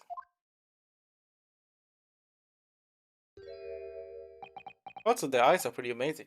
You see, I have a fascination for eyes in anime themed games or general, anime as well. You see, when I see different eyes, different, pupils or whatever it is, it's always like, damn, I didn't know that was something that I needed in my life. Yes, like he, for instance, has some not, not really basic eyes, but he has some. I don't know what it is. Maybe it's to clarify that he has bigger pupils, more like to do with like a moon or so. I don't know, maybe. But meanwhile, the girl over here has stars as eyes, more like as pupils, which is also something interesting. Yes, Constable Rolly Beata, reporting for duty, sir. And over here we have, our traditional anime eyes. More like a traditional, I guess, eyes. Well, good morning, officer. Sorry for dozing until now, sir. I've been there for a month. Wait, what? On account of a villain who's appeared on my beat, sir. Oh, they're so heroic, these London Barbies. Are Barbies still a thing in London right now? These days? Because I know how, policemen, have their looks and all that in London, but I don't know if they still exist. I know London is, I guess, famous for being, still old school, right? I love me some old school designs and all of that. But damn, I don't know if they still exist though. They're probably called something different now, right? I mean, it's like the same with patrol officers, right? I mean, essentially, it is just that, just without walking 20 miles a day. Patricia, my darling, I've been neglecting you, but no more. Oh, Rolly, my hero, you make me soon. Okay, no. Girls, ladies and gentlemen, we don't need this in this courtroom right now, okay? No mating in the courtroom, please. Very well. I guess he doesn't mind. I mean, okay. I hereby reject the defense's request. Wait, what? Uh, and order the witnesses in the stand to testify again. Say it forthwith before the court any details pertaining to the defense's alternative explanation of events. Yes, sir.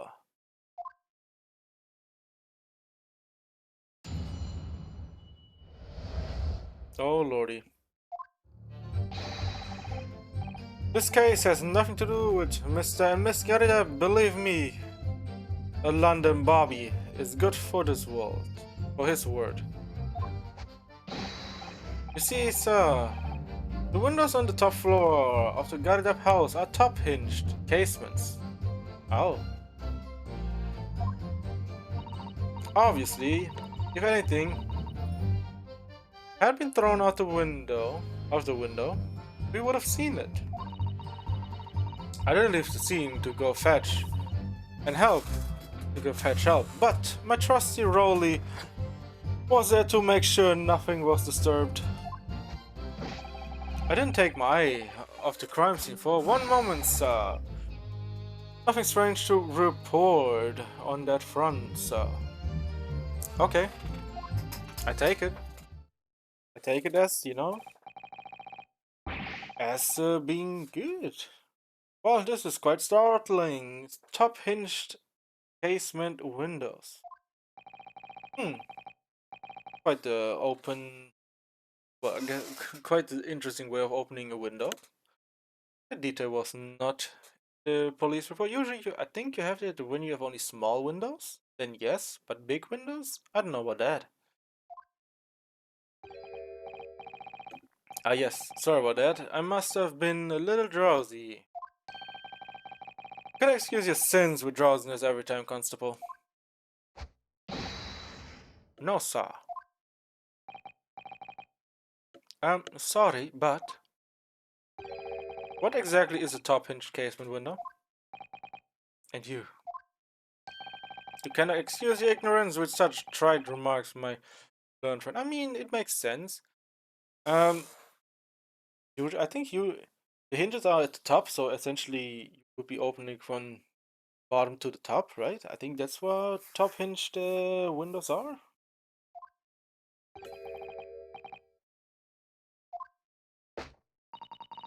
Hey, I found another sun. Well, so son, lay it on me. Cast your mind back to the windows in Mr. and Miss Gadiev's room. Alright, I'll try. So the window opens in order to allow air to circulate inside the house. Oh. But, as its top-hinged casement window, it swings open along the upper edge, you see? I'm glad you rectified your ignorance. The casement window's most prominent feature.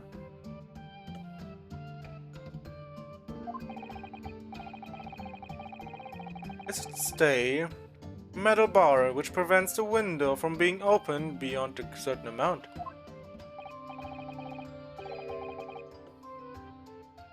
It prevents it opening? This is all news to me. Absolutely correct. You see, those kind of windows are kinda terrible in a way. Like, I know how even the only way the wind would go inside, right, would be through the sides. Because, you know, how wind goes. You know? You know what? If a book or knife were to have been thrown through the open window, it would have hit literally nothing. It would have literally hit the middle parts, right? Against the pane and fallen straight down the pavement below. No. You see the problem then? Good. Your education in Windows is complete. Wow. There's never any possibility of either the book or the knife traveling 15 yards over the road. That is, unless the window pane has been shattered. Something we've discounted already. Yeah, true. Everything's true.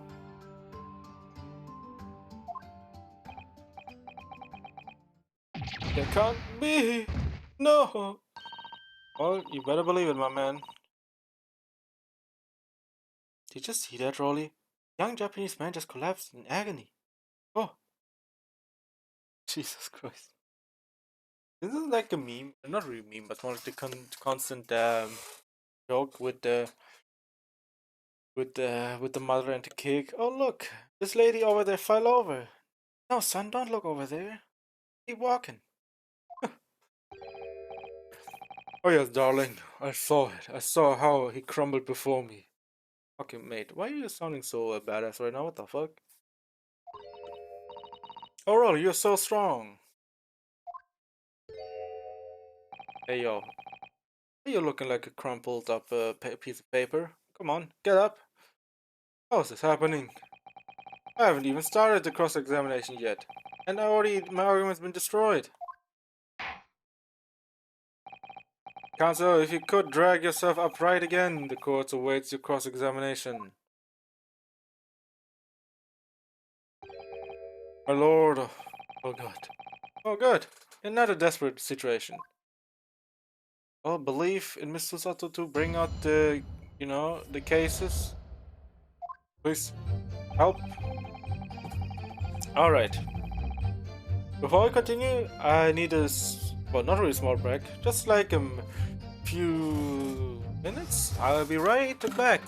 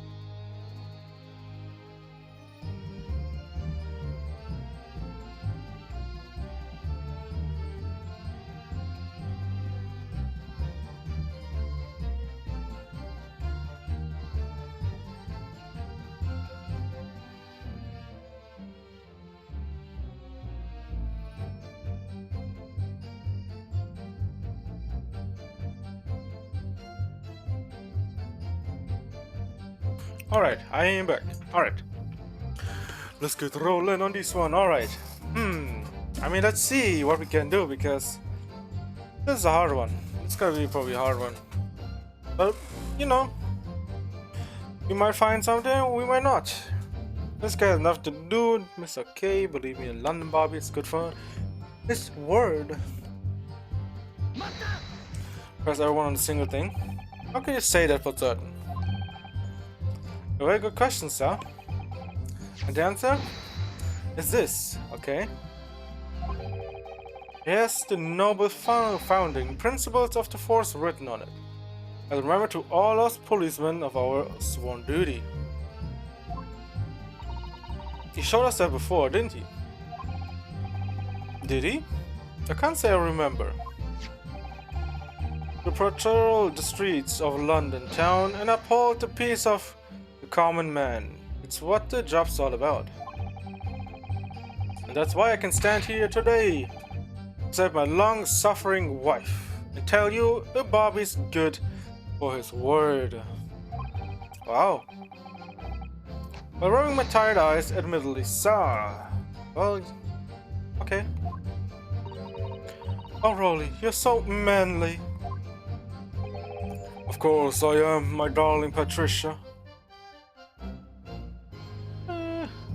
Yes, Patricia or Patricia, depending on where you are. Oh, Pat. Oh, Rolly. Oh, God. No, none of this is what I want, or what I meant. But how can you say for certain that this case has nothing to do with Miss Goddidap? I see. You should have said so earlier, sir. Yes, well... Yes, well, so could you answer the question that was a waste of time then? Absolutely, sir. I will answer to the fullest of my abilities, sir. The surprising reason why Miss Goddidap domestic dispute can't be related to this case. But before I get into that, sir, just one thing. Shit, please don't. Yes? I would like you and all your countrymen to understand the great British institution of Scotland Yard. So I hope you take back some tales of us London Barbies and how we uphold our guiding principles. I wasn't planning on going back just yet. Only just arrived here. So to the answer, I'd be happy to lend you my warrant card for your perusal. But I must warn you, won't be able to get through it without shedding a few tears. Thank you, I'll try. Casa Beatrice's warrant card has been entered into the court record.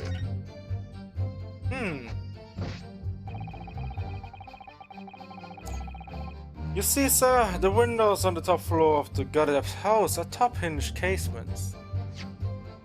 Let me look at that thing.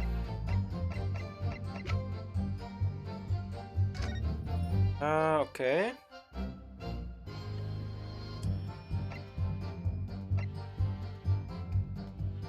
Let's see. A policeman will strive to preserve the peace within his allotted beat. Okay. An officer is expected to walk 20 miles around his beat every day for the furtherance of community relations. Okay. Any crimes fall under the jurisdiction of the beat in which they are discovered. Alright. Whenever this crime is discovered on his beat, the policeman must assist with initiation. Okay. Good to know. I mean, let's hope that's enough.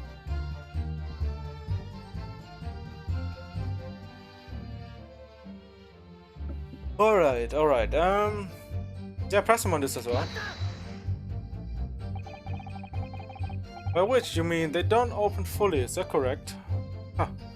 You want to know, eh? Oh. Alright.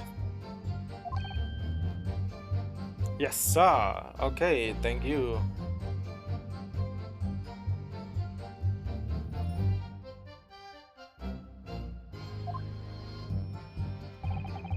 I'm just there to allow a bit of air through the house.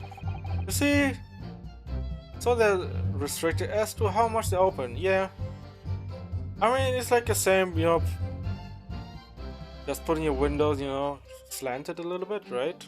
So you open up a little bit, just not the whole window to let air in.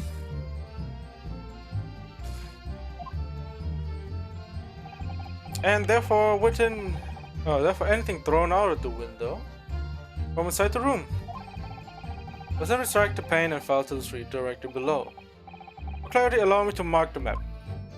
Oh Jesus! Oh Jesus! Here's the location where the objects would have fallen. Wow, I would never thought about that. Yes, definitely not. Yes, directly opposite the scene of the crime, on the other side of the rather wide road. Would have been so hard for somebody to mention this top hinge casement thing before.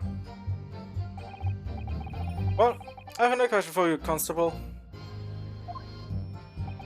And what would that be, sir? How do you even know?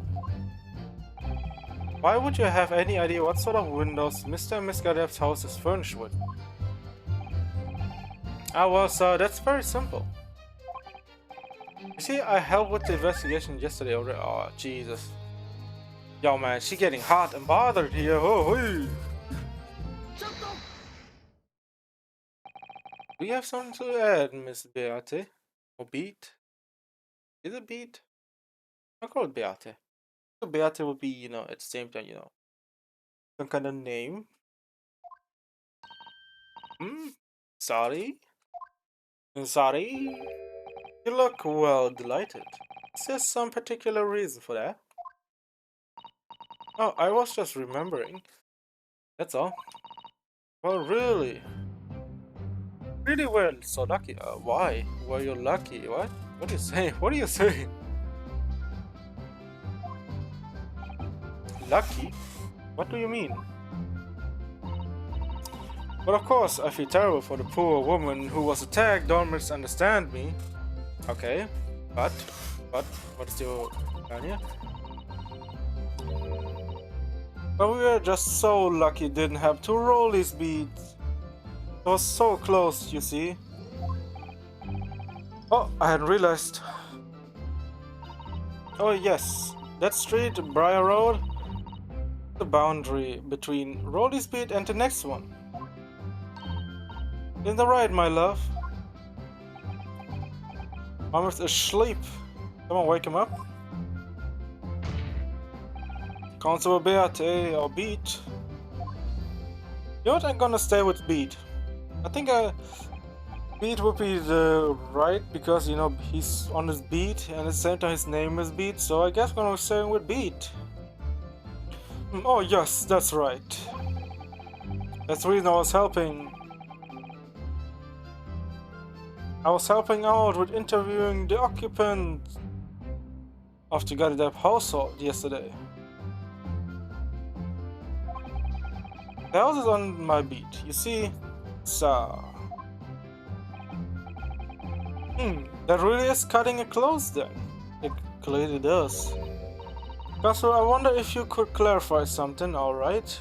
Now she's bringing out the guns. If the goddamn household is on your beat, does it mean that the pavement next to it is as well? Outside Miss Goddard's house?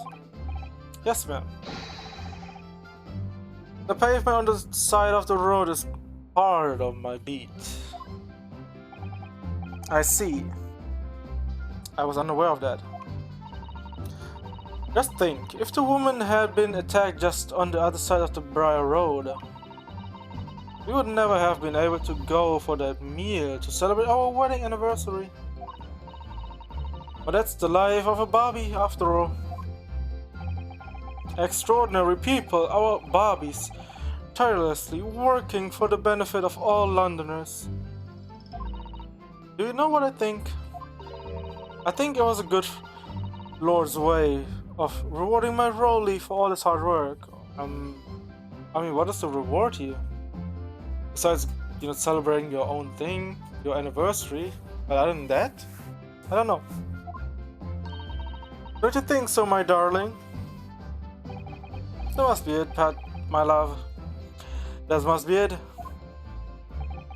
I think perhaps we should make sure we have that information officially on record. Yeah, we should. Leave it to me, Naruto-san. I'll take care of it immediately. Okay. And now it's my turn, I think.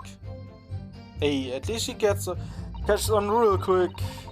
Obviously, if anything had been thrown out of the window, we would have seen it. Alright, give me the deeds.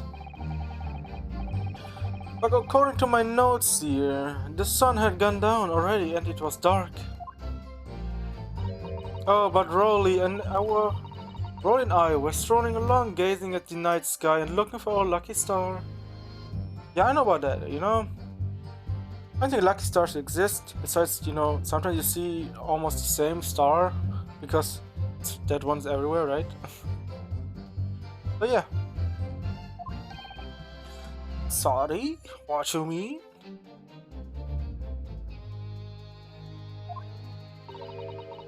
The star that will guide us to eternal happiness. Yeah, I know about that.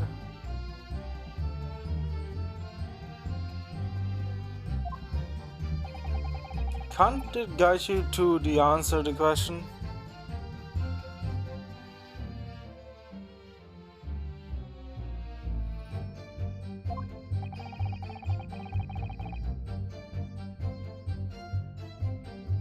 If a flaming book had cut across the sky in front of us, it would have been lit up like a shooting star. And if I'd seen the shooting star, I'd have made a wish upon it.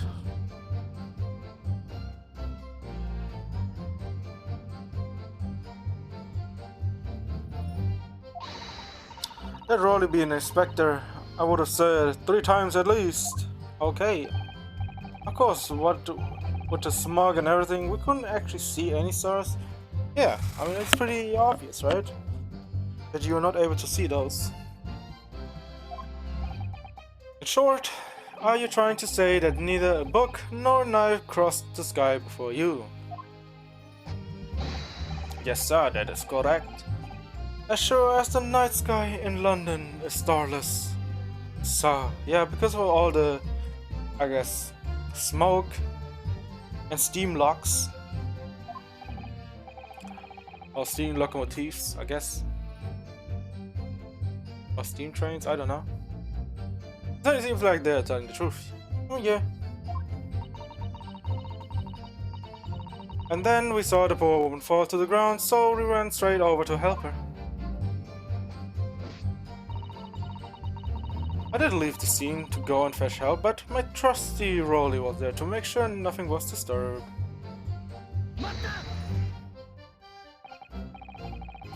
Yes, you say that you went to a nearby police box to fetch another officer.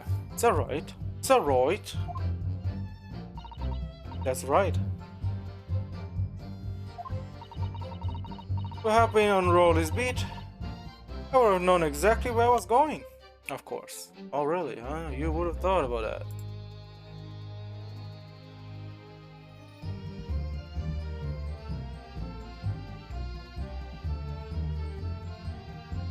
I would have known exactly where I was going, of course. Don't feel bad, my love. You can't be expected to know the location of every police box and whatever beat. Wow. Don't make excuses.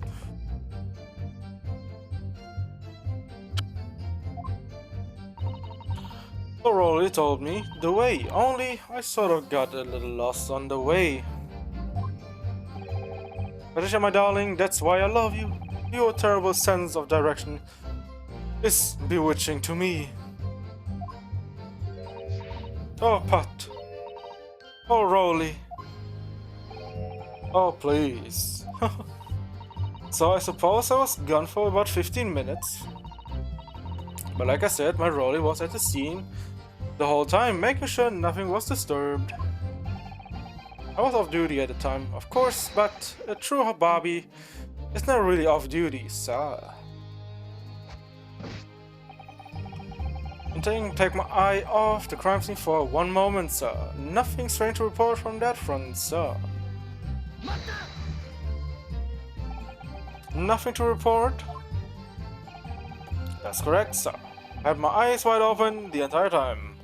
Never looked away for a second. No one else approached the scene and nothing was removed from it. I can swear to that on the yard's honor, sir. Really, I think it's a little strange. Beg your pardon, sir. Seems altogether regular to me. This one copy of the Lion's Pride was originally in the Gadadep's household. But the question remains, how did it find its way into the hand of the victim? Can you shed any light on that, seeing as you were at the scene of the crime the entire time?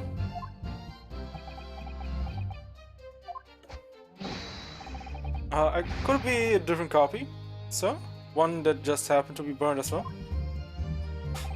Even if that were possible, why would the victim have been gripping a book like that in her hand? As you can see from this photographic print, she had a bag over her shoulder. Ooh, what is happening? What is happening right now? Ooh, shit.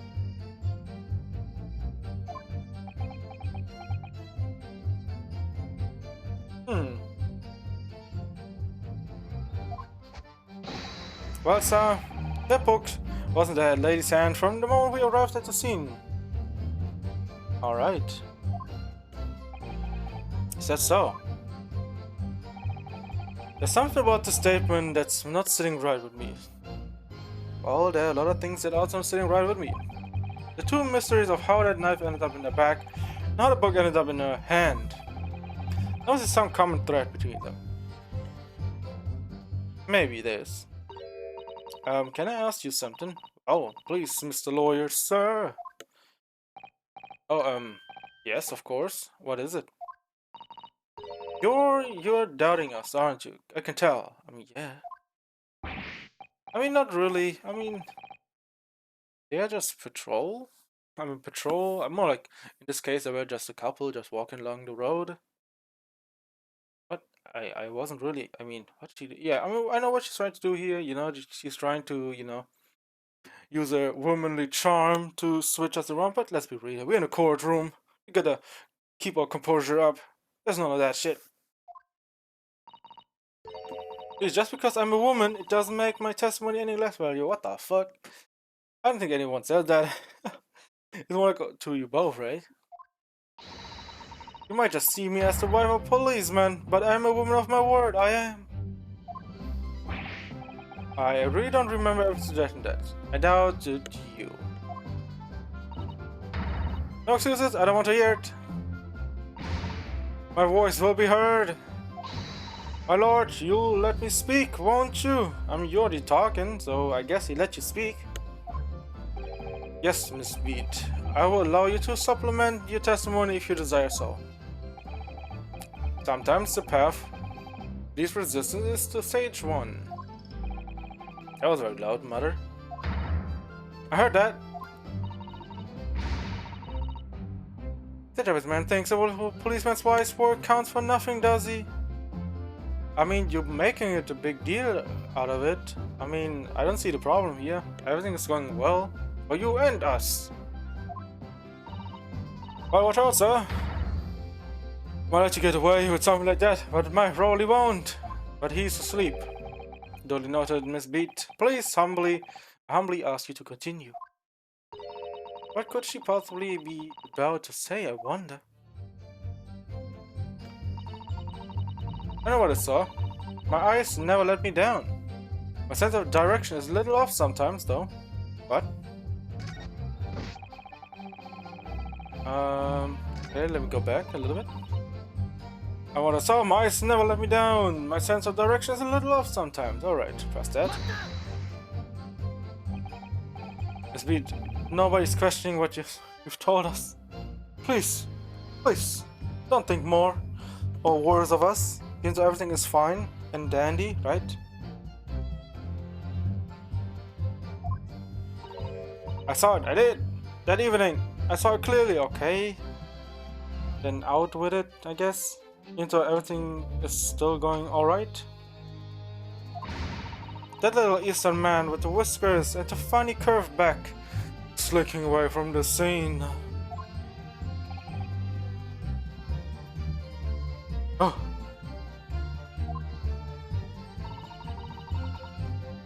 I know what I didn't see as well. And I know what I didn't see as well, okay? I didn't see any flaming books or knights flying through the sky. Okay. All very clear. You also mentioned something about having a poor sense of direction.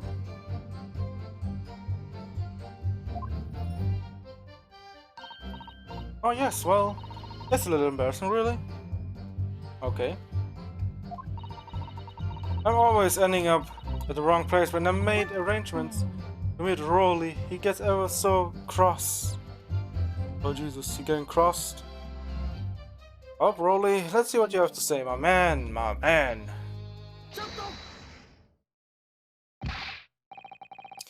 Constable Bear, or Pete, is there a problem?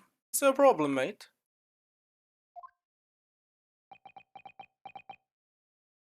Okay.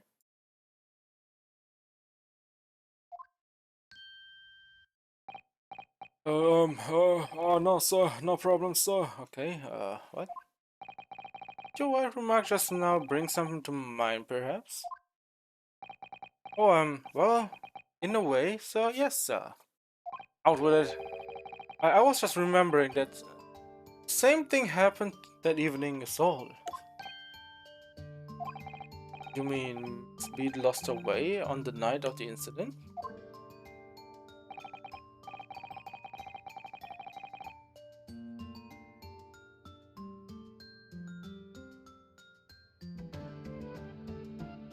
Well, you see, I sent her off to find a police box in the next beat from mine. But she was gone a fair bit longer than I was expecting. I thought she'd be back inside 10 minutes, but my darling was gone with 15. Oh, Rolly, you're such a tease. Okay, I know what that being a tease.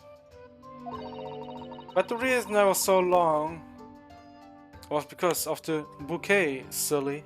Bouquet? The bouquet?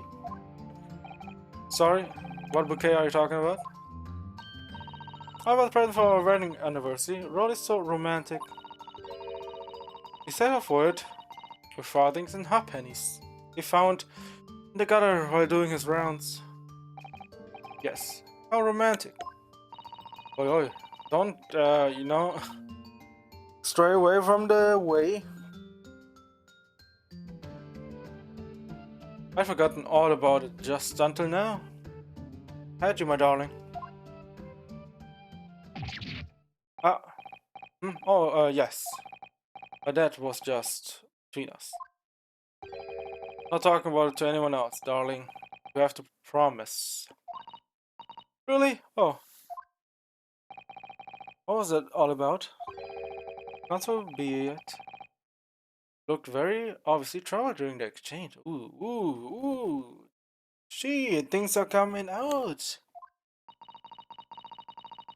I'm afraid I can't offer any useful insight, Mr. Naruto. I'm quite sure of one thing. You have to ask Miss Beate about the bouquet. Yeah, where's the bouquet? What did you do with it? Miss Beate, I'll beat this bouquet you just mentioned. I'd like you to add details about it. You testimony, please. Oh, really? Yes, I'd love to.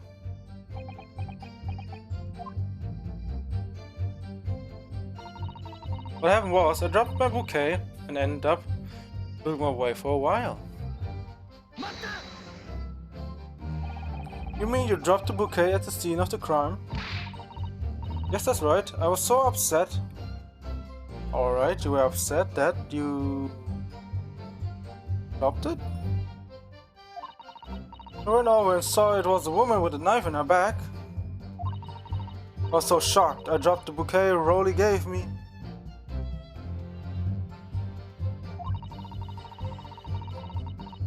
was in a dark spot where the streetlights weren't casting any light, so I didn't notice at first.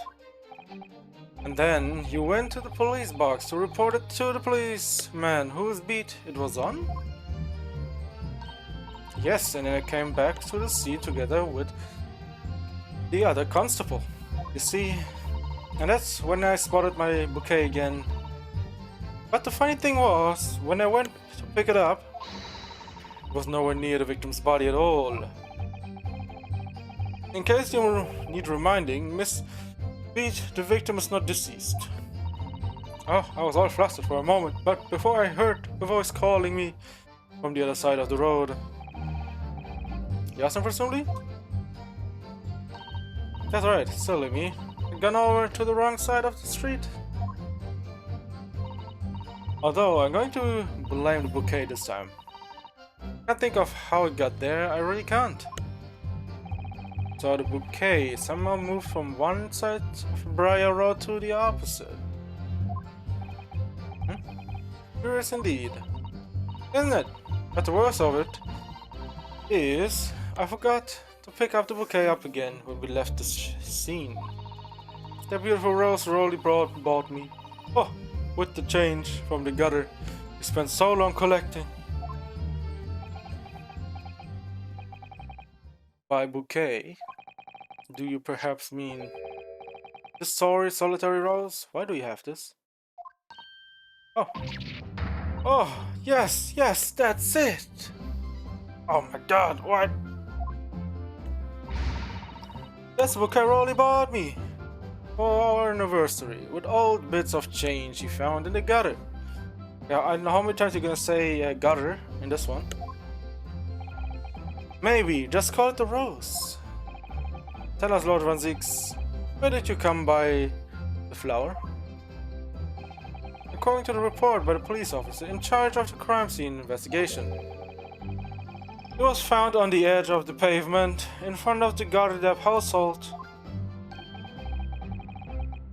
Where the Gardedep's house? Wait, what was she doing there? Don't tell me she was trying to look inside something. I wasn't noticed until the morning as it lay where the street lamps cast no light. It was believed to be of no relevance to the case since it was found on the opposite side of the thoroughfare. Oh, thank you, sir, thank you. Could I please have it back now? Please? Now, I just think for good measures this road should be added to the court record as evidence. Oh. Okay. But it's a symbol of our love. Well, your love decided to become a crime scene. So, no one gives a shit about your love right now. I want it back after the trial. Do you hear me? I want it back! Well, you shouldn't have dropped it in the first place. But grief, rest assured that I shall do my very best not to forget Miss Beat. This lady, man, this lady. Give me 1 second. I'll be right back.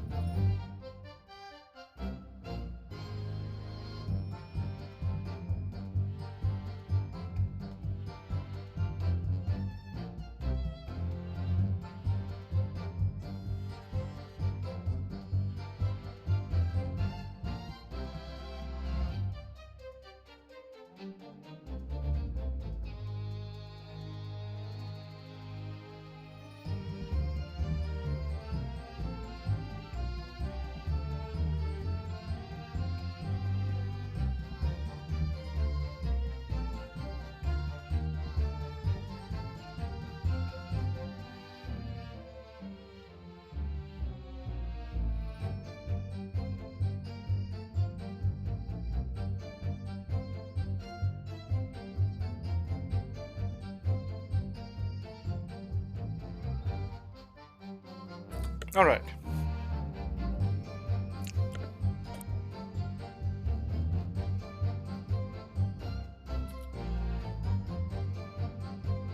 Sorry about that. Press the wrong button even. Alright. Yeah, there we are.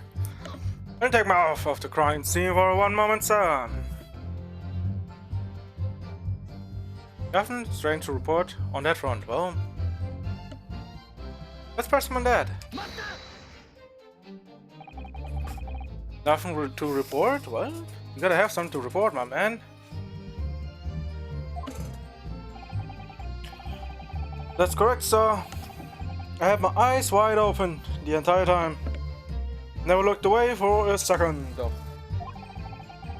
No one else approached the scene, and nothing was removed from it.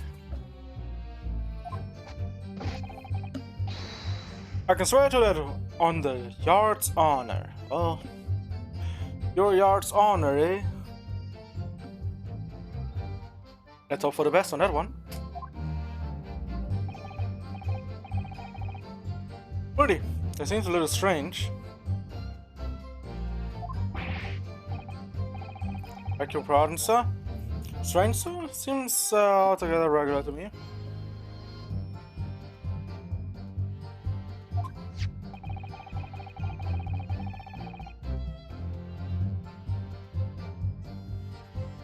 There's one copy of the line sprite was originally in the Gardeep household.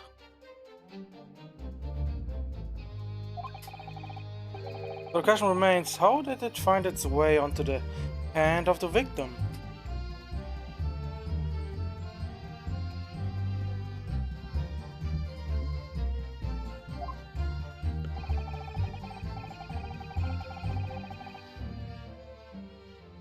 Didn't shed any light on that, seeing as you were at the scene of the crime the entire time.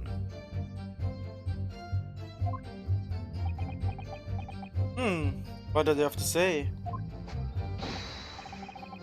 Could it be a different copy, sir? One that just happened to be burned as well? Okay, what the fuck are you saying? Yeah, I don't know about that, because that book is almost the same, you know? Also, because the fact that, you know, it was having some burn marks as well, so, you know, gotta stick with that, huh? If that were possible, why would the victim have been gripping a book like that in her hand? Maybe she's seen a ghost or something? Maybe. I can see from this photographic print she had a bag over her shoulder.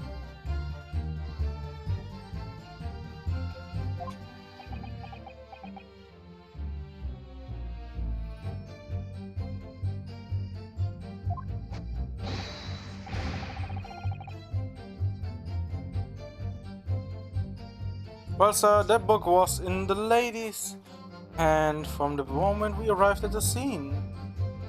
Well, that is, okay.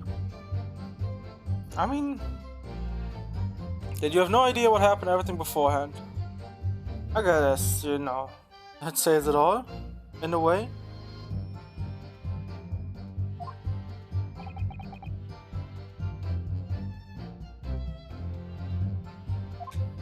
That's so.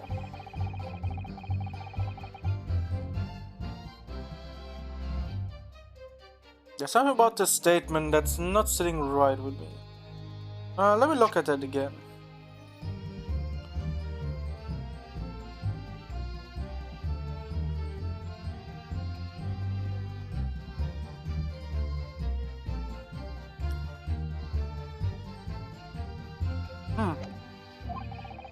Tell me how that knife ended up in her bag and how that book ended up in her hand. There must be some common thread between them.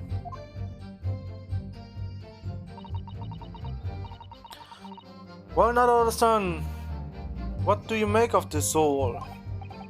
Yes. I'm making quite nothing of it right now, at least. You have to see even more of the victims and all of the things, you know, surrounding it. Let's try to find some more evidence. The whole idea of an invisible attacker has been troubling me all along. But I believe I'm starting to get a picture of what really happened here now. The four folk that had no business being at the scene of the crime made me sure that Miss Gardev was hiding something from us.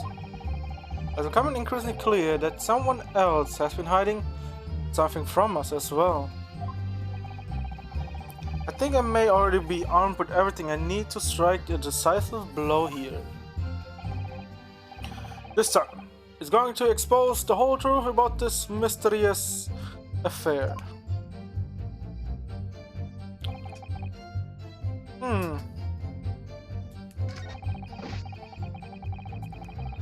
Okay, that's time to go through, you know, all the new things that we have.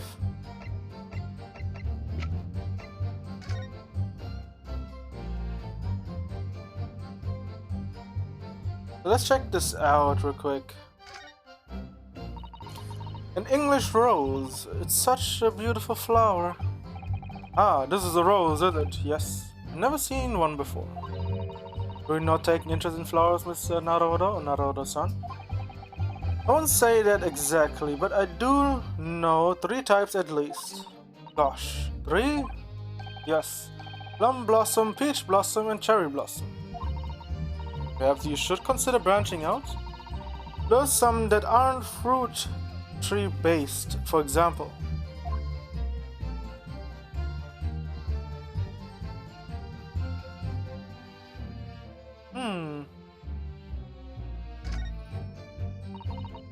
Oh, okay. So it's not different, I guess, angle on talking point here. It's still the same. So let's talk here.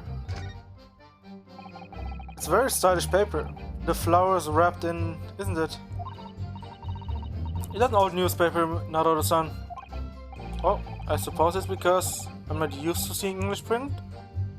It's so exotic to me. I see. Is something wrong? Oh, no. I was thinking that if you wrapped a stone-baked sweet potato English newspaper, it might look like some sort of fancy cake. I don't know about that. Ah, Susan, you do love your cakes. Oh. I mean, there's nothing here.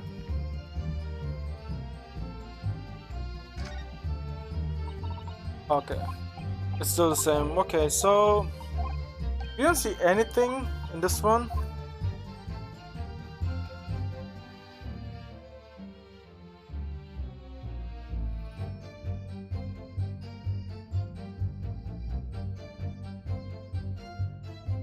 Yeah, I was expecting more, you know. Maybe something like this, you know, this one, but it doesn't tell me more. Alright. Alright. I think it's also interesting that, you know, that in a way, it's also in the English paper right now.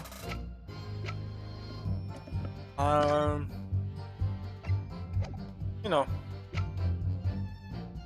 Wait.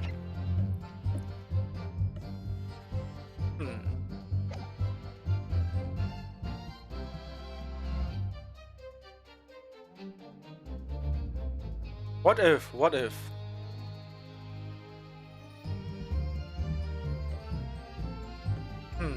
I'm trying to think, what if she was visiting the Gardep and essentially dropped something out the window?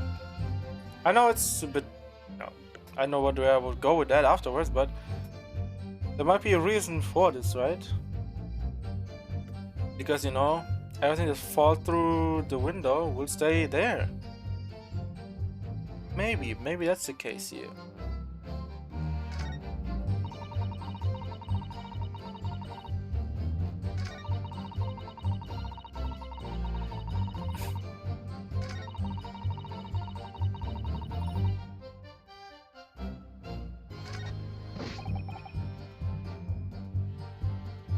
Okay, so we can trust him on this one.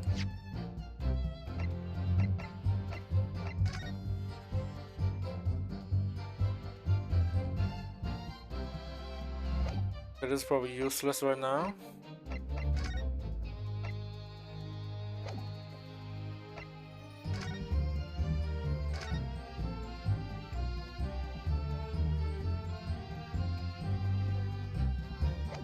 That's still the same.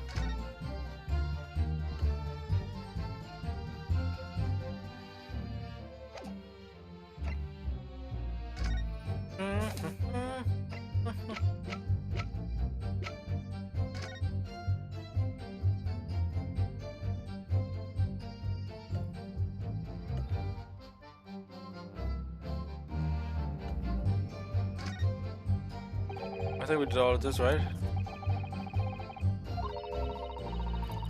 Oh, yes, it is. The more I look at damage, the more I'm sure it must have been happened. Yes.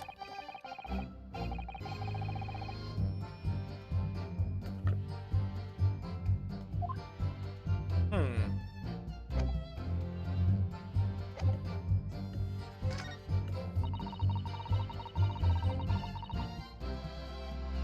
Did I do this? I forgot, to be honest. I think I did, right?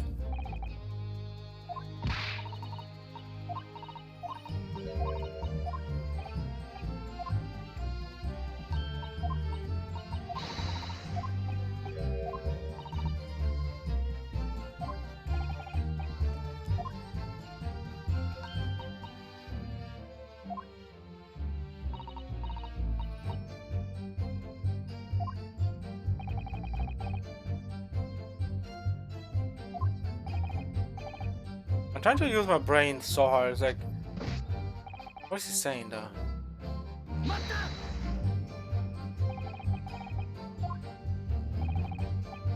Hmm.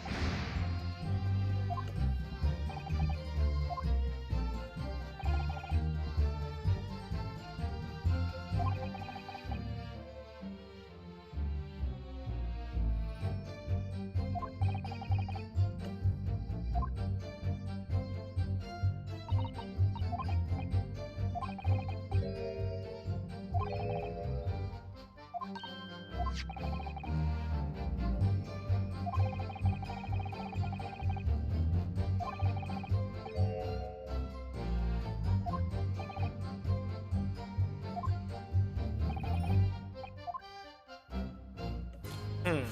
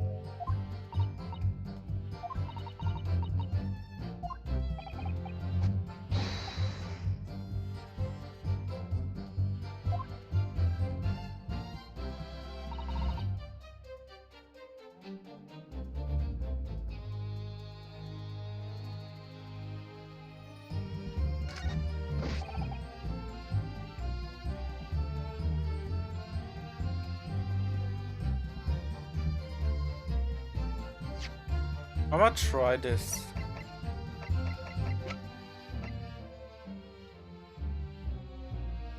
Let's see if it works. Claim Constable beat. Okay, now I guess I hit it.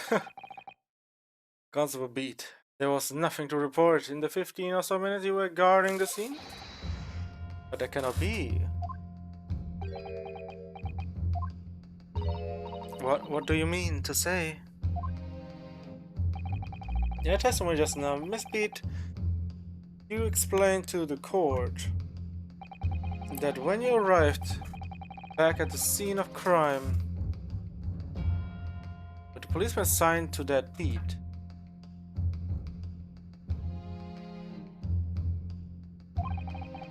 The bouquet had dropped, but the victim's side was no longer anywhere nearby.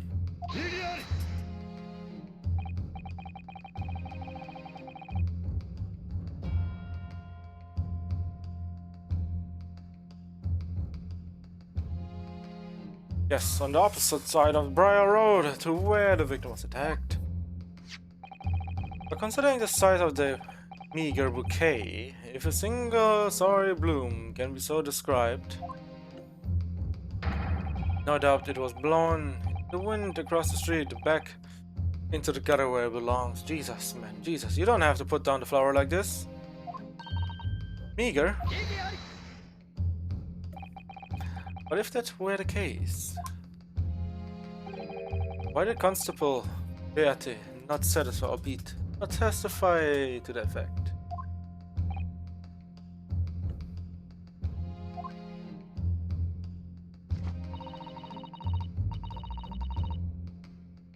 No one else approached the scene and nothing was removed from it.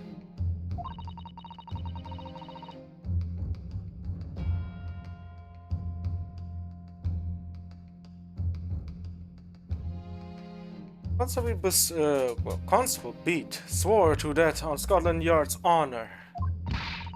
But the bouquet belonged to me. It had nothing to do with the case. That's why Rowley didn't mention it, I'm sure. No, because sadly, it's not only your bouquet we're talking about. Oh shit, what else is there, huh? What else is there?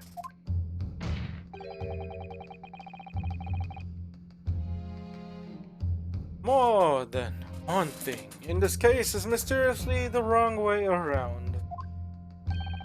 What are you talking about? Think about it. Besides Miss Beat's bouquet, there's Mr. Gadadev's book. Mr. Gadadev's copy of the Lion's Pride, which was thrown over the window by his wife. Would have landed there. Struck the pane of the casement window and landed here, on the west side of the street. And yet, it was actually found here, on the opposite side of the road, in the victim's hand. Meanwhile, according to the testimony we've heard, Miss Beat's bouquet should have been dropped here, at the scene of the crime, on the east side of the street. But in fact, it was actually found here, on the opposite side of the road, in front of Miss Gadadev's house. There's no logical explanation for those things, unless somebody deliberately moved them.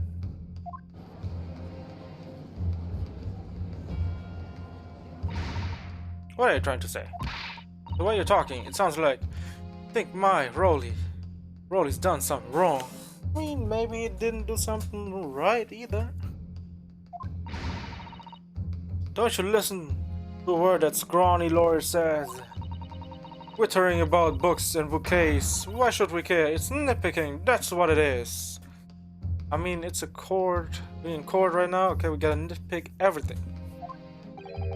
Oh, good. This guy's come around. You might call it nitpicking, Miss Gadadev. By deliberately meddling with the scene of a crime is a criminal offense. It's called, tampering. Not all the sun. But the person responsible for this tampering cannot admit to it. For a very subtle but compelling reason. Tampering? You've barely heard this term before. Tell us, my learned friend. Who would have possibly have had cause to carry out such an elaborate deception? Yes, there's someone who tampered with the scene of the crime that evening. All the testimony points to that one particular person. Also, I must demand that you substantiate this conjecture. Who are you saying is responsible for tampering with the scene of the crime?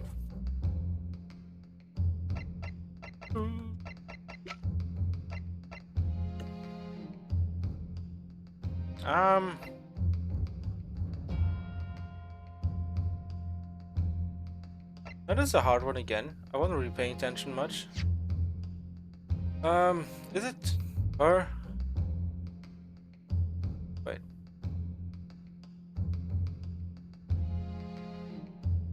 Yeah, it's her, right?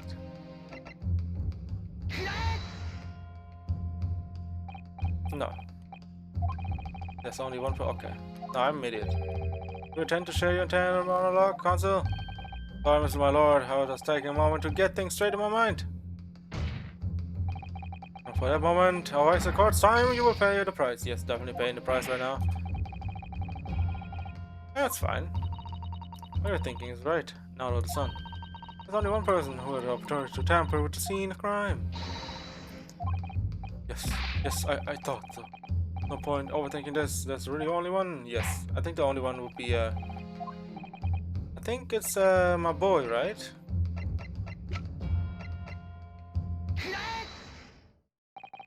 Obviously, there's only one person it could have been. Constable Rowley Beat. It was you. What? A policeman? A member of Scotland Yard? What nonsense. Why would my Rowley do something like that? There's no straighter than my husband. No Bobbies work more tirelessly for the people of London. Miss Beat, you said in your testimony that your husband asked you to go to a nearby police box to fetch the officer on duty. The 50 minutes that you were absent from the scene is the only opportunity anyone had to tamper with it. Waking up, oh, it's all nonsense, it's all lies. What about the Japanese man with the whiskers? I bet it was him, he did it. Maybe he did. If that was true, Constable Beat would have seen him do it. Oh. Forgive me for pointing it out, but when you dropped your bouquet, Miss Beat, it was after the defendant had fled the scene. Well. First you make accusations about the landlord and his wife, and now you incriminate the policeman as well. But the accusations lack one very important thing. You claim the crime scene was tampered with? But there's only one reason anyone would commit such a reckless crime: to hide something. That's right, he's right. My husband, I just happened to be there, that's all. But why would you have anything to hide? It doesn't make sense. You've offered no motive for this alleged tampering. And until you do, your accusations are nothing but empty threats. Constable Beat, I had very good reason for wanting to tamper with the scene of crime. And that's the key to this entire affair? Doesn't have you managed to solve this mystery? I don't even know what he means. Because you have made a very serious accusation against a London police officer. You are mistaken. Or I need not point out that your reputation as a lawyer will be irrevocably damaged. With that stark warning in mind, you will now explain To the court, the motive for this alleged tampering. Yes, my lord. Yes, my lord. Constable, its motive for tampering with the crime scene was to hide.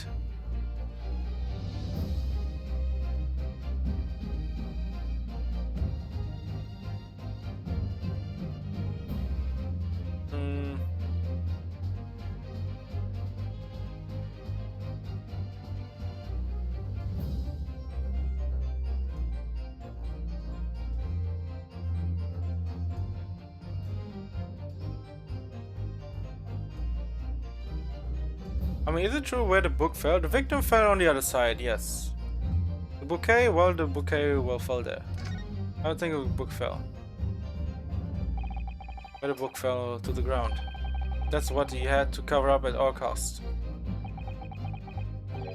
And why exactly? Oh, well, of course. The reason is... Do you have something to hide, my learned friend? But seems you're unwilling to share the reason with the court? I mean, isn't it the way where the book, went from? From one side to the other? I might be wrong. That no reason exists. Oh no, he didn't even try to hide his displeasure. Potter, yes, I will get to it. Wait. Wait a minute.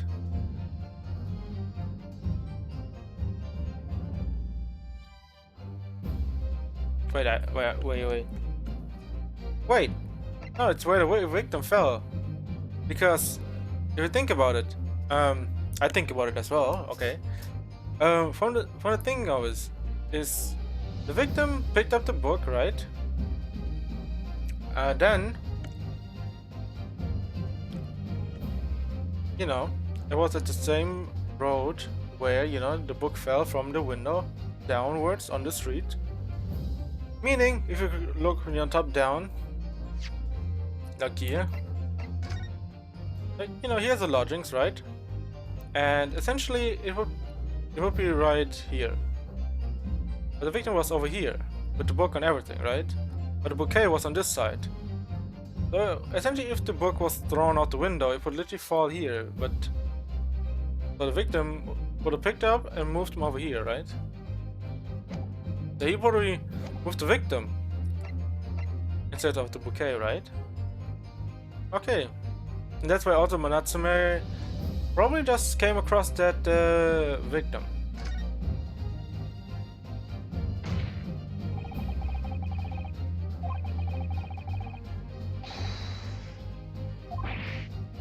What? Oh, yeah, I forgot to read out. This is what this Bobby had to cover up at all costs. Where the victim fell to the ground. What? Where the victim fell? You mean where she was attacked? What are you talking about? We told you at the very start, didn't we? On the pavement of Briar Road. We saw it happen, remember? It was right here. As if anyone didn't already know.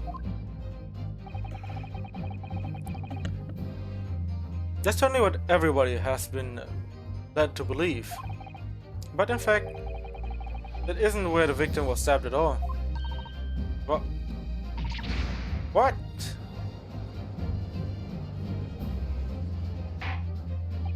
I'm beginning to wonder where this tumultuous trial will end, Counsel. If that's your assertion, then the court is dying to know my Nipponese friend. Where are you proposing that the crime actually took place that evening? On this side. Not on this side, but on this side. But that's on the opposite side of the road.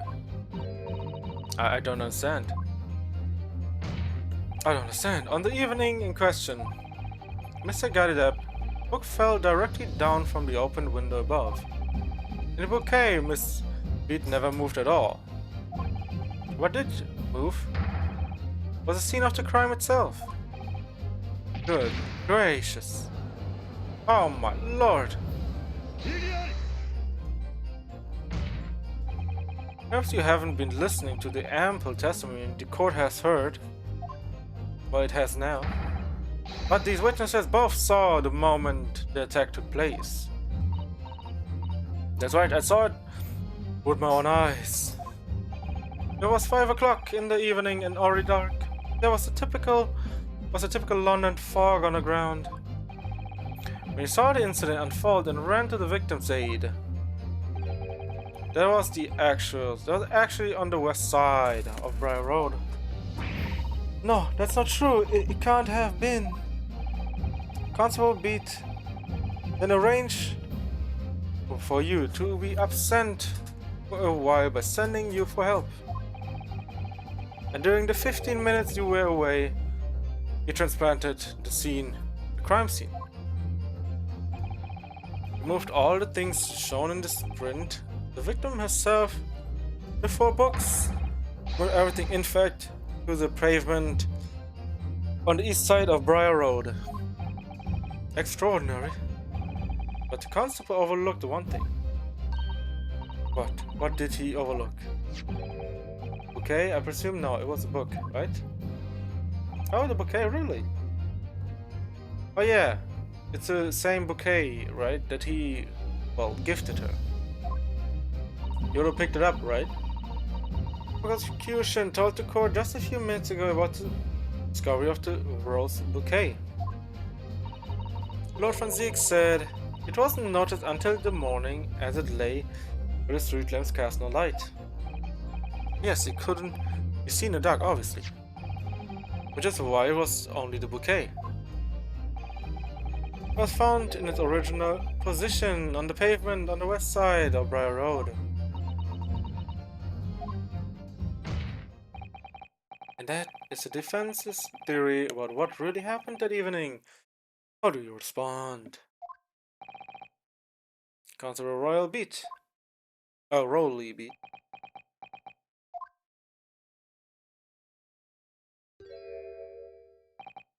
Well, I'm very sorry. I didn't mean to nod off again, but I haven't slept properly in a month. Did I miss anything important? I'm just playing dumb right now. Oh, Rowley. It isn't true, is it? What the lawyer said is all lies, isn't it? I know it is, because you're the most upstanding righteous man I know. I had a dream. Terrible dream. All the things I did that night. Everything come out. Everything exposed. Only, it seems, it wasn't a dream at all. Good. Good golly. Okay. Give me the story order. What on earth is the meaning of all this? Oh, Rolly, why? Why would you do something like this? Moving a corpse is a criminal offense? Oh, it's not dead. Wishing the victim dead should be one too. Constable, explain yourself. Why would you do this? As a respected member of Scotland Yard, your duty is to to protect the good people of London. I can't say, sir. What? I already am ever so sorry about all this. For damaging the Yard's reputation, for everything.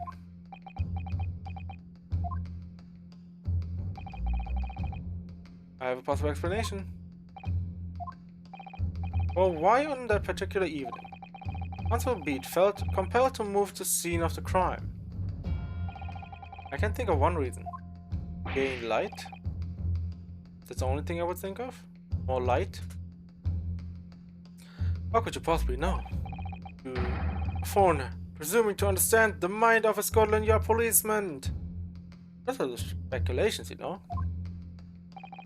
And yet Lord Van Zieks is this foreigner who has uncovered the startling truth of the matter thus far. I believe it would be beneficial to the court to hear the extraordinary young lawyer theory. Counsel for the defense, If you please. Yes, my lord. Now then, I think you had better show us some evidence. At once, my lord. England, Japan, it makes no difference where you come from. Human emotions are the same. I think I have a fairly good idea of the feelings behind this man's action. What gives away the motive for Constable Beat's unthinkable actions?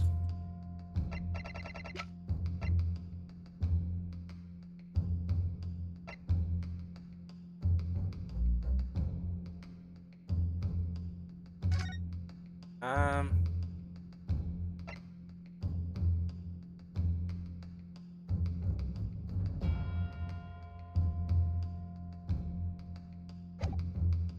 It's this one. Because, you know, he was out with his wife and, you know, he wanted to have a, you know, simple night. Essentially, he moved the spot to, I guess, have some time with his wife instead doing the work. I said, I'm a foreigner in this land. I have only just arrived from Japan. Japan? Which is why all this information about London's so-called Barbies is completely new to me.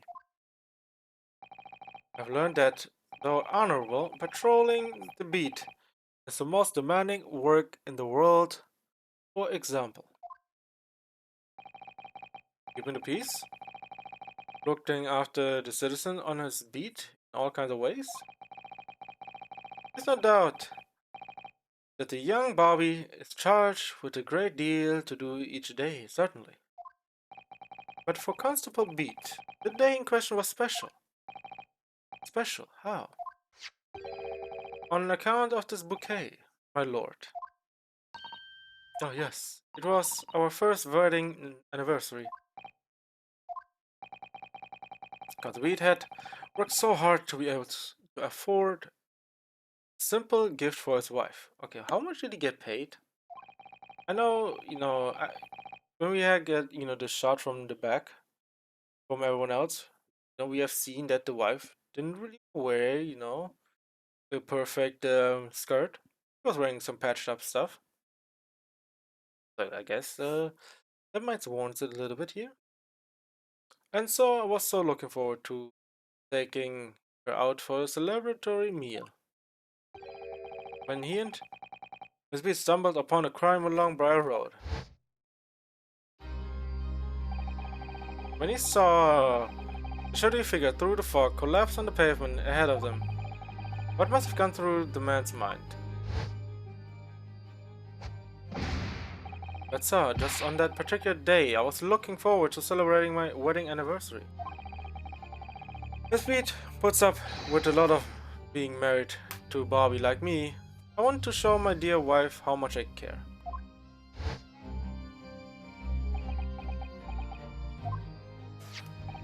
This is the warrant card that Constable Beat offered to lend to me earlier. Is that among the rules a patrolling policeman says when a crime is discovered on his beat, a policeman must assist with initial investigation and help detectives. Aha! Constable Beat. Is that or is that not the reason why you moved the whole scene of the crime that day? Yes. Everything you said, it's alright. So that's it. It was all to do with the boundary of your beat. Oh. Exactly. And to summarize, the incident actually occurred on Constable Beat's beat. Good gracious. Constable, do you realize the gravity of what you have done? It was the first time since I became a copper that I ever cursed God. Stay close to me, Pat. The criminal could be still lurking somewhere. As we went over to the scene, I had every intention of doing my duty as a police officer. Got to report this to the station as quickly as possible. But then it dawned on me. I was where we were, where the victim was lying, and what that meant for me. When a crime is discovered on his beat, a policeman must assist with the initial investigation and help detectives. Why here? Why did it have to happen here? And why tonight, of all nights? Why?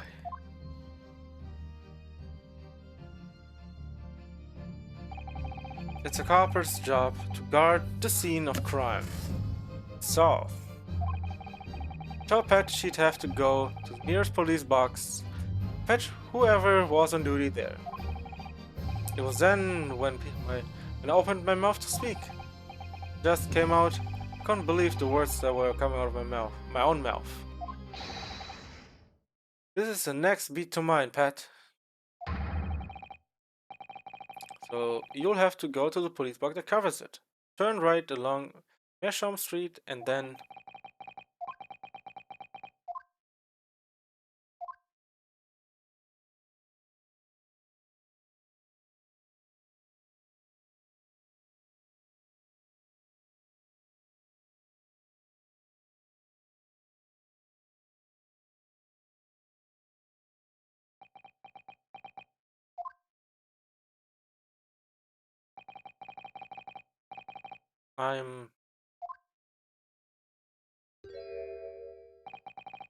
I'm sorry. I'm so sorry. Oh, Constable. I just wanted... just that one night. Take... my Patricia... out for dinner. Oh, Rolly. Just that one night. You knew that if dinner was on your beat, your evidence of celebration would be ruined. And so you decided to move the entire crime scene outside your jurisdiction. Just across the street, to the east pavement of Briar Road, which falls under the neighboring beat's care. You see, I thought... well, I was sure the victim was dead, you see. I beg your pardon? Oh, of course he did. Otherwise, my Rolly would never have left the poor woman on the freezing cold. Wait, what? Yeah. I mean, I see your meaning now. I was literally thinking, so yeah, after I stabbed the woman, you know, I left her on the pavement. I said, no. That wasn't it. My God got me back for my sins, didn't he? That's why. That's why I missed the rose I bought for Pat. Oh no, Rolly, that was all my fault. I never dropped it in such a dark place. I'm so sorry, Rolly.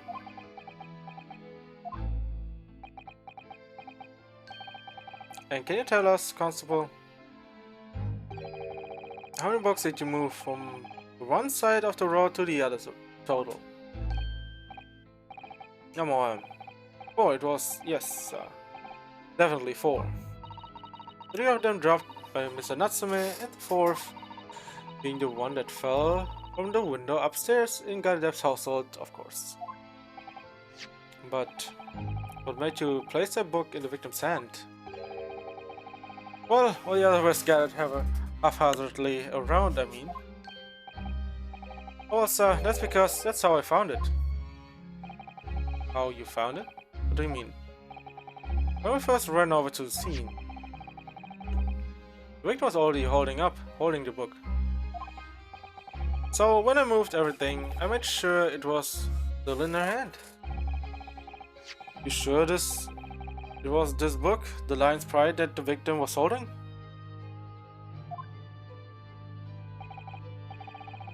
Yes, sir. No doubt about it.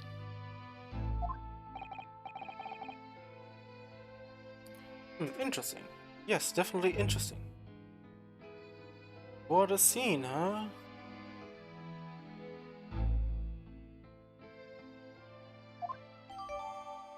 Alright. Alright, good, good, good. So it just rolled up. I thought it was an open and shut case at the time, you see.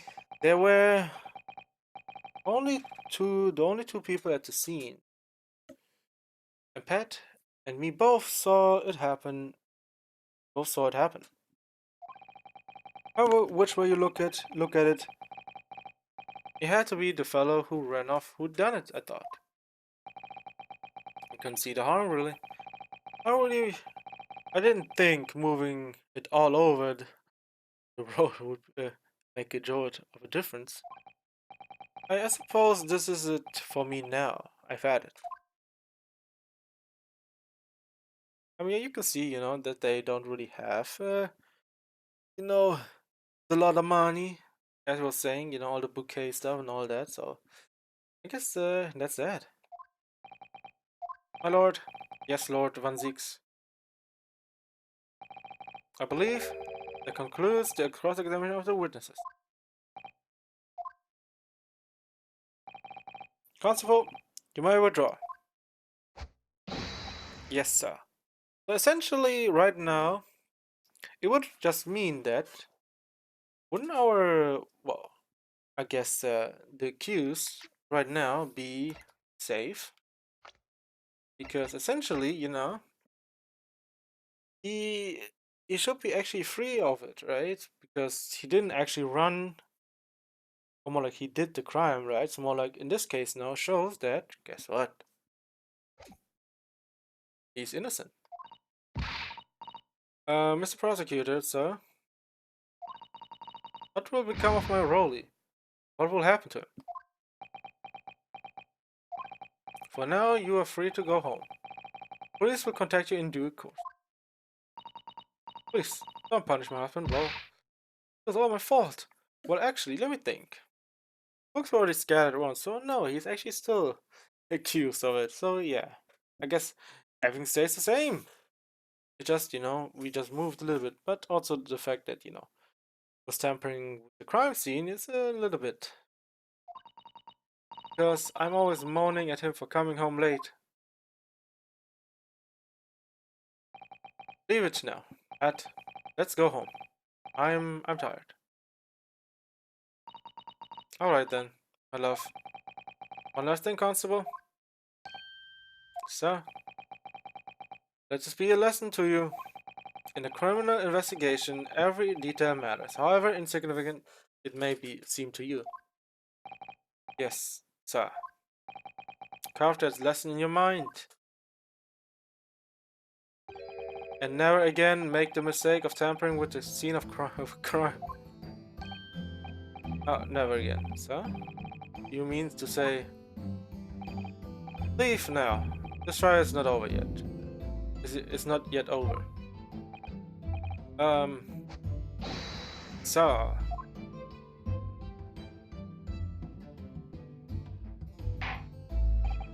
Well, quite a startling revelation, I must say. Yes, indeed. Yes, indeed. Whoever thought of a third party transplanting the entire scene of a crime like that? Indeed, my lord. Nevertheless, there are some immutable facts here, principally. That accused Mr. Suzuki Natsume is the only person who could have possibly have committed this crime. No, I disagree. Now that we know the true scene of the incident, there is someone else. Another person who could be responsible for the knife in the victim's back. Forgive me for being presumptuous, but I believe the prosecution is probably well aware of the possibility already. Oh, is this true? Very well. Name person if you were, and if further investigation is warranted. The prosecution has no objection to the trial continuing. You will name this other person who could have perpetrated the crime. Oh, huh.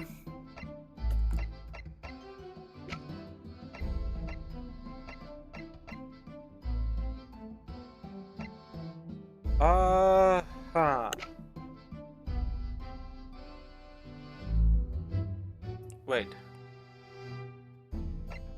Uh...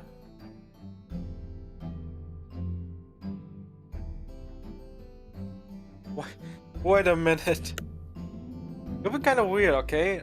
My thought process right now would be when the girl, no, when the victim, got picked up the book, she, Miss Garadeb came out of the house, and saw someone holding book in their hands, right?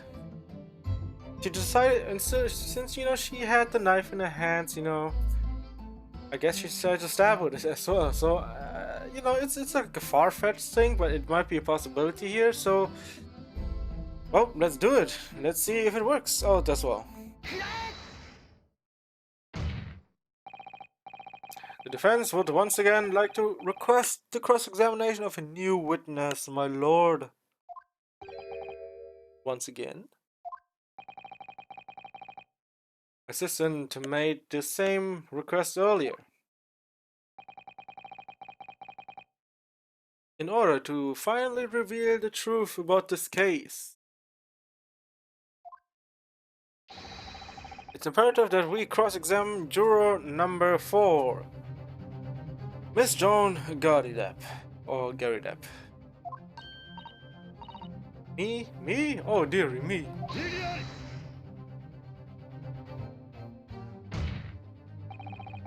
The request has already been denied. What do you mean been denied? What are you saying, dog? But the situation is very different now. Yes, it is very different now. Miss Garadeb, answer me this. What do you want now, you little toad? Oh shoot, he's getting heated. Not that shoot was heated, but put some fire to the flame.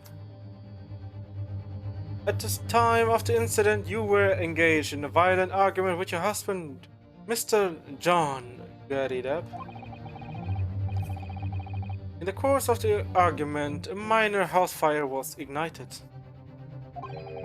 And to clear the smoke from the room, your husband opened a window that looks out over the Briar Road.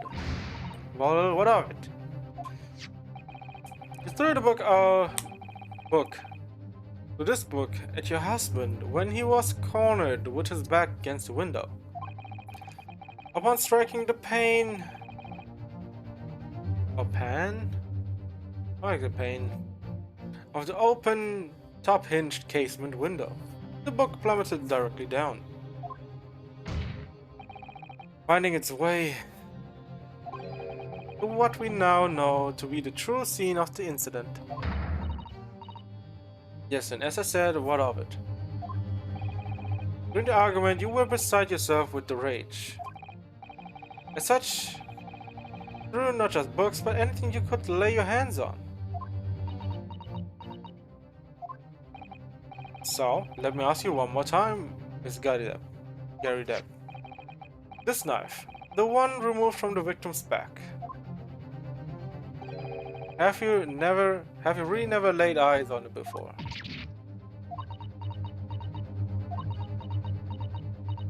Oh shoot. I don't recall it. Seriously? Am I supposed to remember everything I picked up and threw at my husband?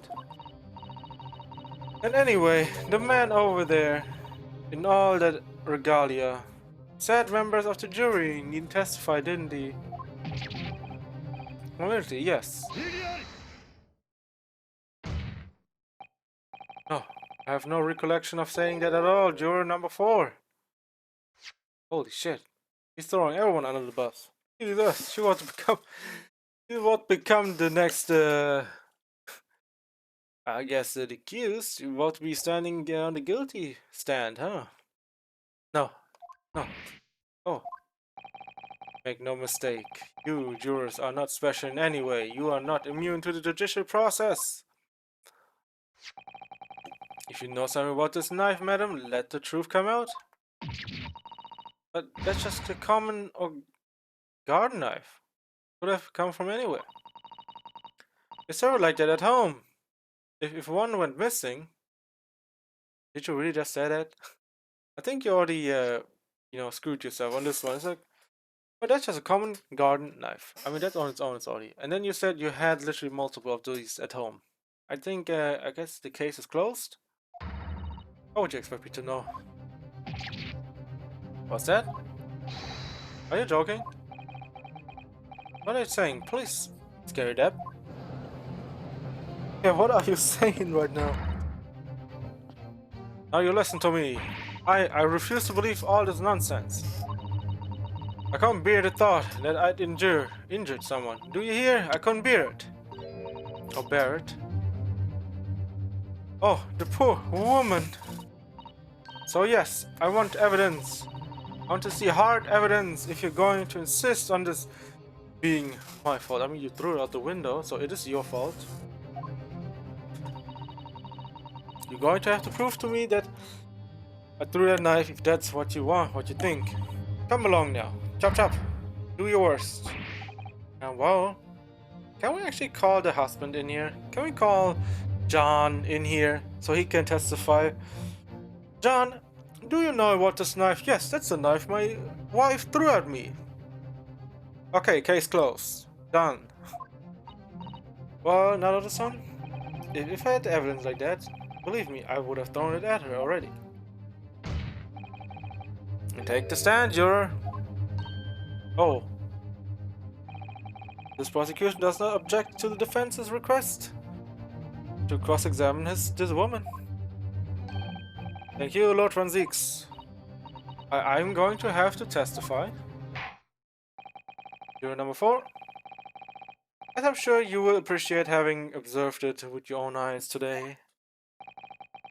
Witness testimony can lead to the most extraordinary truths being unearthed. Truths of which the witnesses themselves may not even have been aware. Oh dear me. To demand your full and adulterated testimony, Miss Gary Depp. I would say, would it fall under accident if it happened? Because, if you were literally fighting up top and you were throwing shit around and something just fell through the cracks of the window and just stabbed someone on the ground, would that fall under accident? Would be my guess, it wasn't really with malicious intent. And mark my words, in this court of law today, we shall extract the truth. You concur, counsels? Don't leave, my lord. Huh? Oh, yes, that's what I'm hoping for, my lord.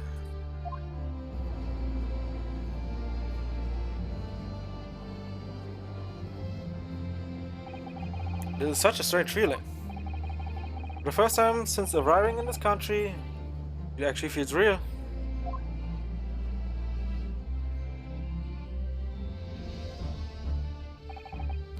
I'm here in the Old Bailey and I am a lawyer. Oh shoot.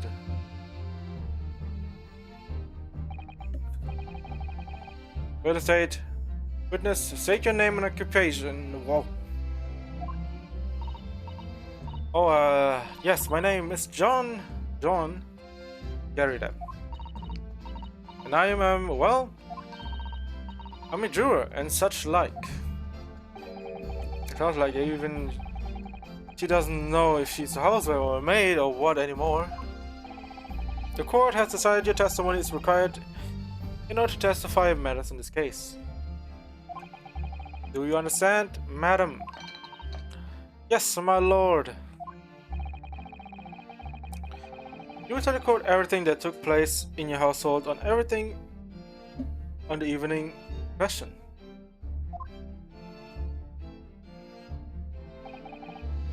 And I warn you, don't attempt to hide the truth. Oh dearie me. Get up, Johnny. Nothing to worry about. Oh, is he here? Oh, okay. Oh, I didn't know you were here, John. Well, I didn't even know he was here in the first place. Maybe I missed something, I don't know, in the beginning. But yeah, I guess he's here.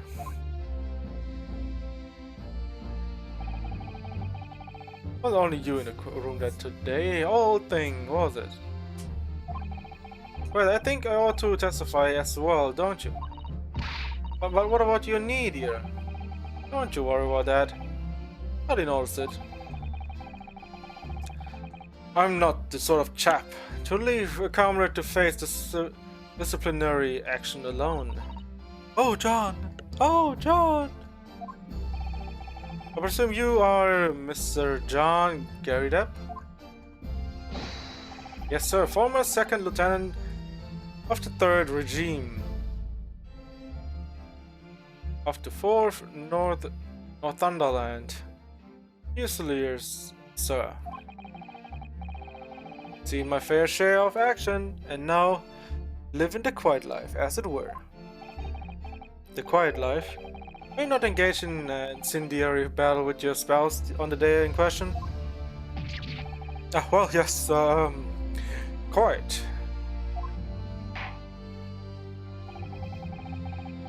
I believe this may represent at first in the proud history of the British court. Going to the witness stand is unprecedented. Well, here we are. However, the court will hear your testimony now, juror number 4, and that of your husband. You recall clearly and concisely events in your home at the time of the incident in question.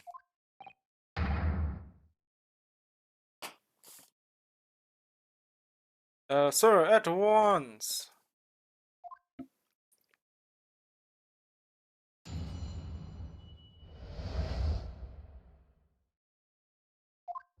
Battle of the Galley Depp, holy shit, what? On the day you're referring to, the wife and I did have a bit of a skirmish. Can't recall the reason now. Okay, mate. Okay, bro. No. Oh, well, actually, I do remember it. I remember it for you, okay? You see, since you're, 40 plus something, I will tell you what happened on the day.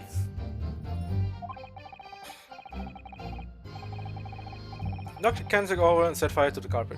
Soon, headed out, though, and got the window open. Meanwhile, I was picking up whatever I could find to throw at him. Plenty of knives around our place. Can't say I'd noticed if one or two were missing, I'm afraid. Understandable, Things happen. Even if a bally thing in the victim's back really was one of ours, you'll have a job proving it, I think.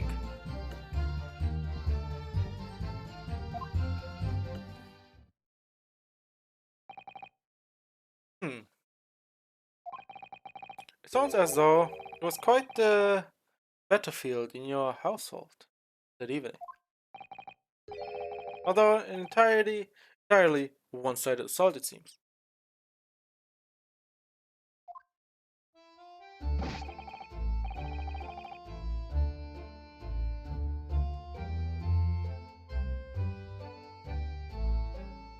The enemy caught us on the hop, sir.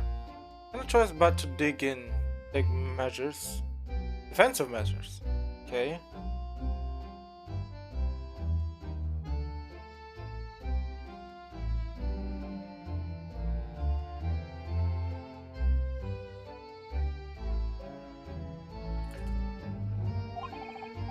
To be honest, if the enemy had kept shelling us for another minute, we'd have been toast. Well, that's how it goes, man. That's how it goes.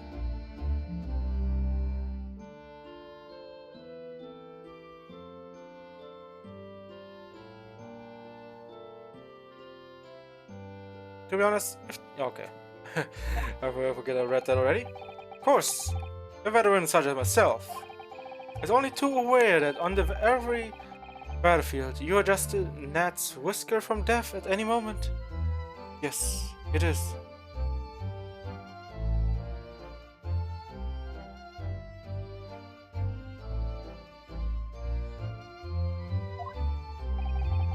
Are we still talking about the marital quarrel here? Sounds like a war over here. I mean, in a way, yes.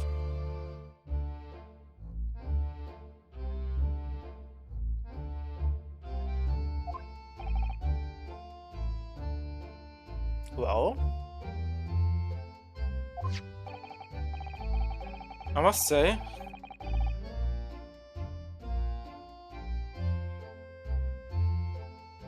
I'm dubious that this testimony will shed any light on the origins of this jackknife. Well, I mean, it could be an accident. I mean, that's how I came to be at the end there.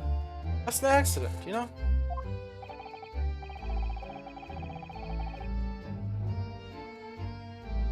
In combat, one's focus narrows, such surroundings are barely noticed.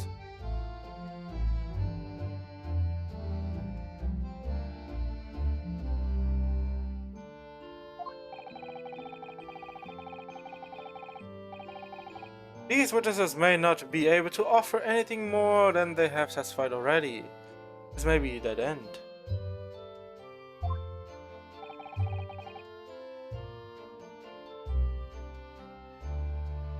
Van Zieks may well be right.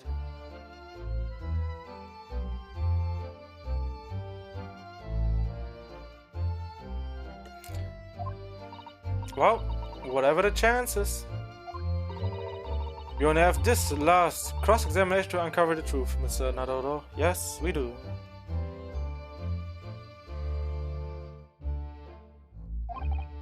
Yes, I'm afraid so.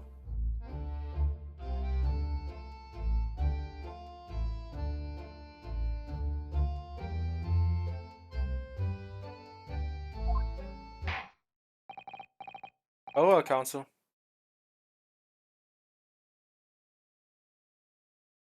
Begin your cross-examination.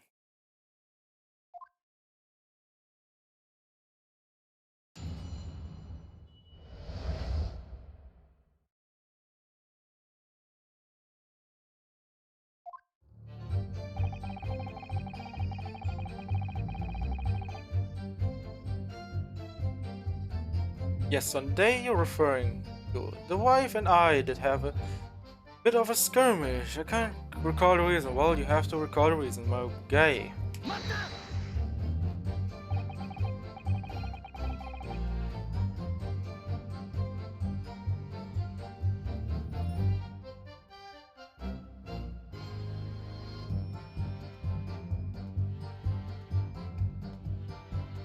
The reason is what you told us yesterday, I believe. Yes, that's right.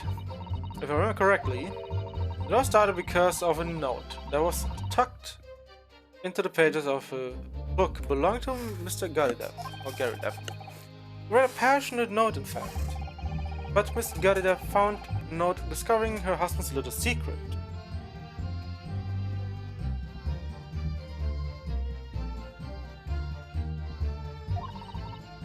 He gave him a mighty number of slaps across the face for it too. Damn. He was still heated. Oh. Amazing. What a sordid set of affairs. Yeah, it is.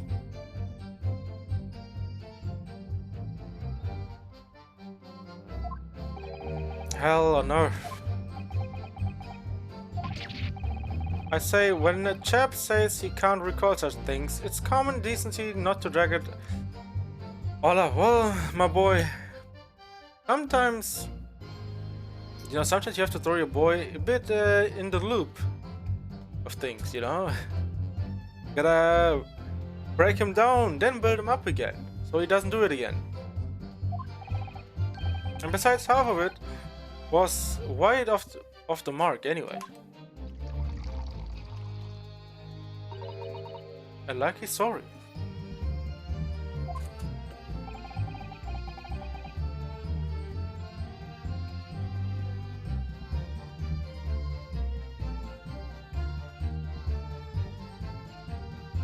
These waters run very deep. Well, it definitely does. Definitely not till your ankles. More like neck deep right now. What transpired next after these multiple blows to the face?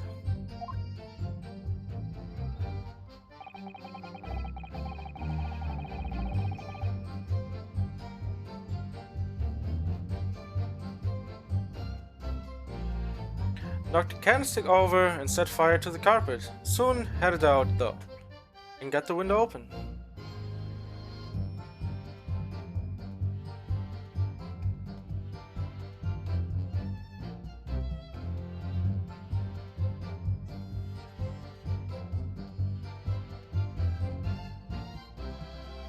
Okay, oh yeah, knock the candlestick over and set fire to the carpet. Soon, headed out, though, and get the window open.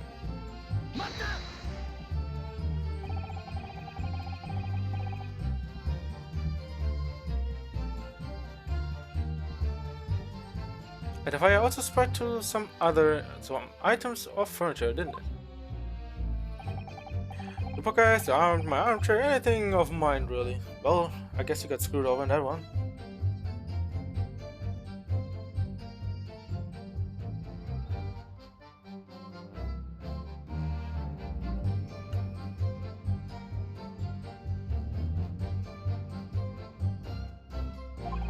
Just so happens there was some bath water around that evening, so I thought that about to put it out.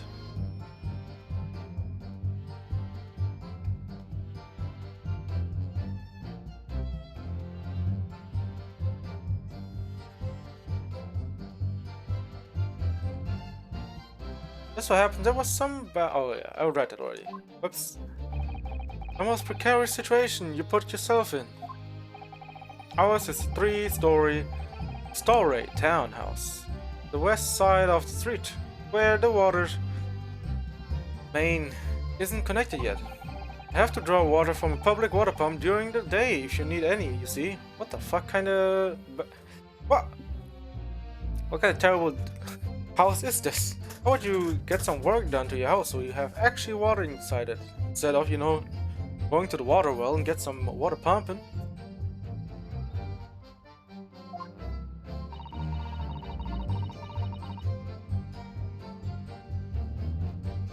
The lodgers are always mourning that they can't get any water at night. Although that little mustached Japanese man buys water in bottles, I believe. The defendant, Mr. Natsume, you mean?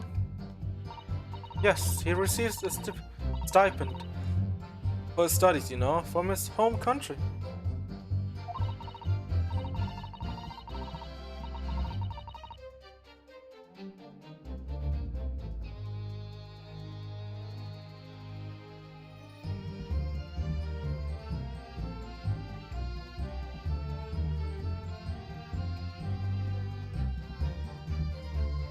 Can you imagine being able to brew a pot of tea at all hours? He's obviously very well off. Have you actually seen the state of the man? Have you actually seen the room he's living in? I believe he uses all of his income to buy books. Well, anyway, the point is, I was able to douse the fire with water, fortunately enough.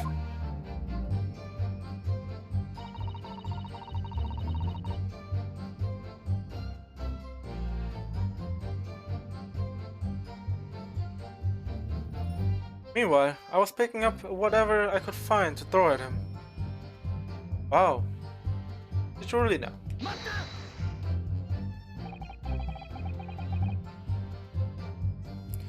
Even though the room was on fire.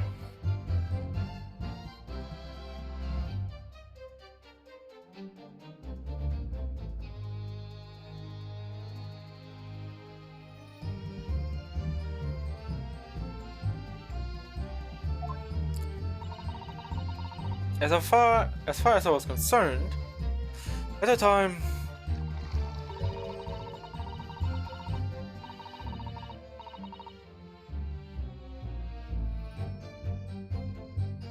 it was more important to extinguish my anger than the flames. When a woman wants to throw, she must throw. I know what that is.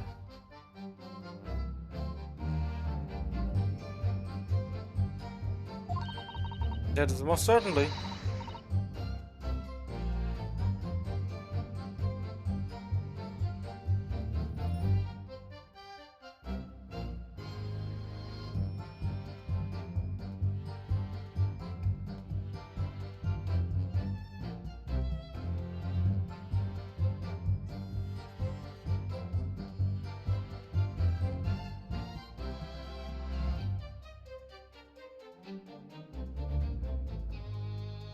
That is most certainly not true of Susato takedown, Mr. Nado. Well, see.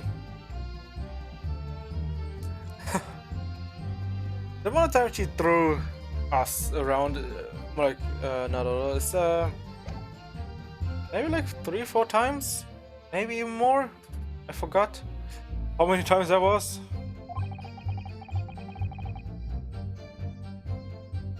How did she know I was thinking that? So please cast your mind back and try to remember.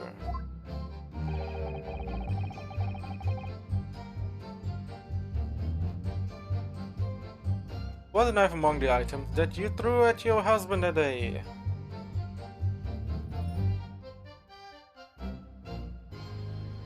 Was a knife among the items that you threw at your husband that day? No, honestly, I don't recall. But I feel I must point out that I'm no monster. Let me see. Some bread, a cabbage, garlic, a towel, and a sponge. A napkin. What? Oh shit.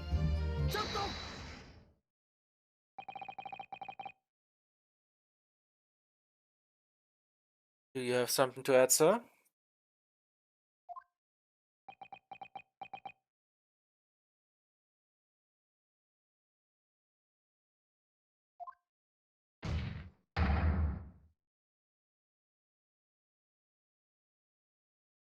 Mr. Gardiap, come on. Don't shoot. Oh, sorry, I beg your pardon. Did your wife remark just now bring some to mind? Nothing of any significance, no. That barrage of projectiles the old thing launched in my direction was somewhat more solid than she implies. Books, bricks, fire poker. I seem to recall.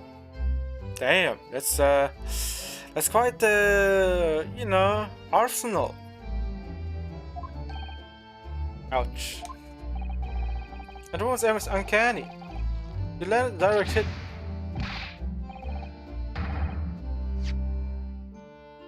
I heard with to every belly. Good grief, woman! We're not at home now. This is a court of law. Oh dear me, ever so sorry, dear.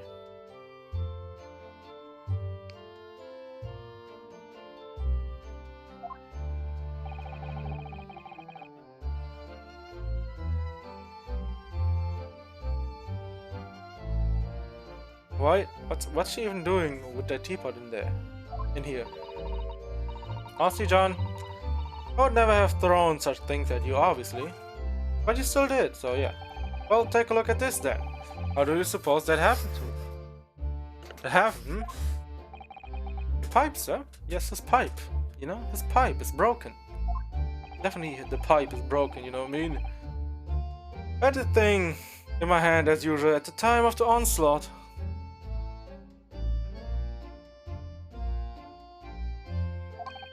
Knocked it clean out of the one of a soft projectile she did.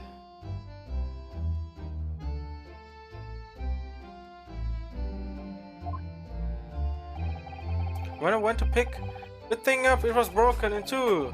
I'd like to see a sponge do that sort of damage.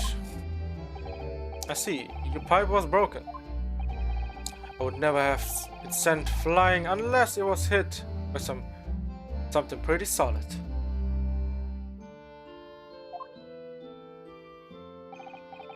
Anyway, I've managed to bandage the thing up for now. Huh. I don't want to exaggerate it, aren't you, dear?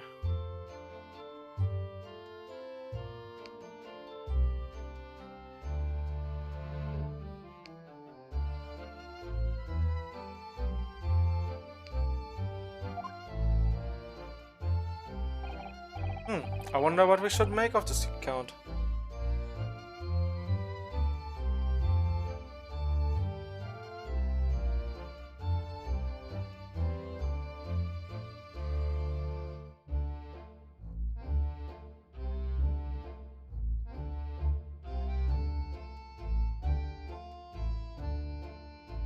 What should we make of this account?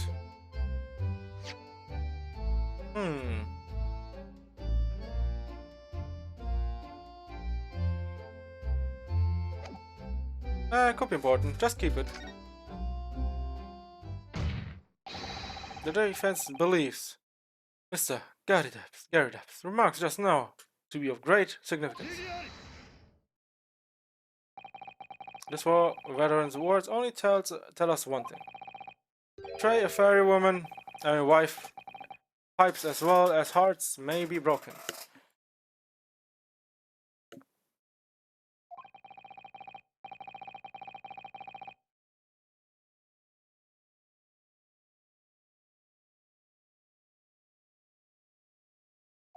Oh, I was a bit too quick on the reading part. Sentimental wisdom perhaps, but hardly worthy of adding to the formal testimony. See, common sense, one might say. Ah, might one? In that case, would you at least permit us to examine the pipe, sir? Well, I don't see why not. Oh dear me. There you go again, trying to ingratiate yourself. I know what kind of word that is. Like so many new words. Yourself with a young lady. Very well. Court will accept the gentleman's pipe as evidence. Wow.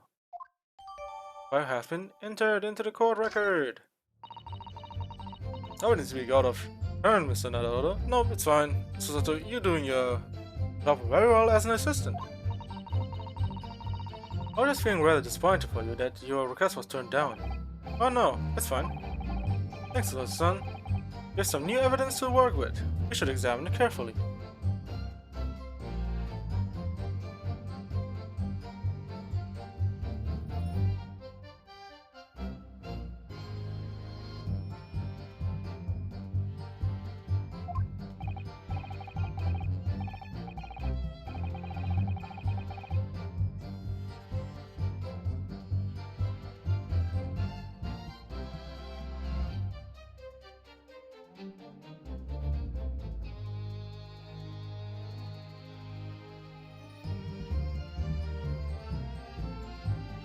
Well, thank you for that rebuttal, Mr. Garidap. Now, if we could return the crux of the matter, what can you tell to the court about the knife used to attack the victim?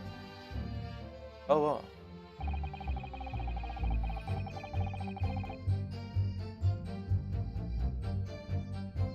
Da, da, da, da, da. Okay, let's check it out. Oh my god. Oh my god. It looks to be in a sorry state with that bandage around it, doesn't it? For some reason it feels slightly ominous to me, like it's trying to shout a warning.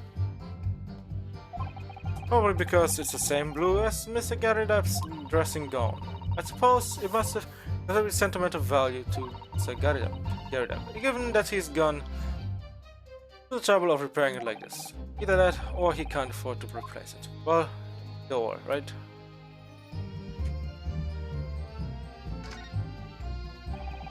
There's a small nick of the ball here. Look, it appears to have been relatively recently. I see how there are little scrapes and dents all over it. Clearly a well-loved pipe. Yes, you're right. It's only recently that being well-loved goes hand in hand with some battle scars. Well, this particular nick is catching my eye though. But it's clearly new.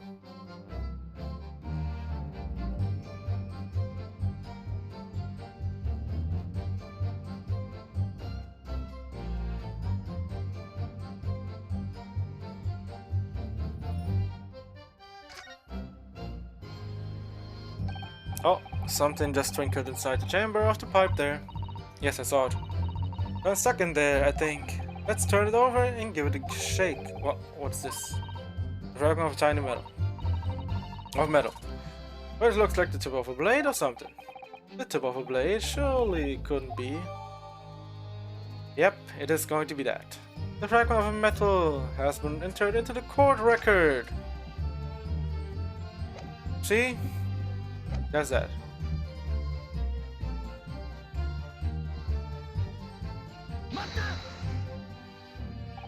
Sorry, would you care to elaborate?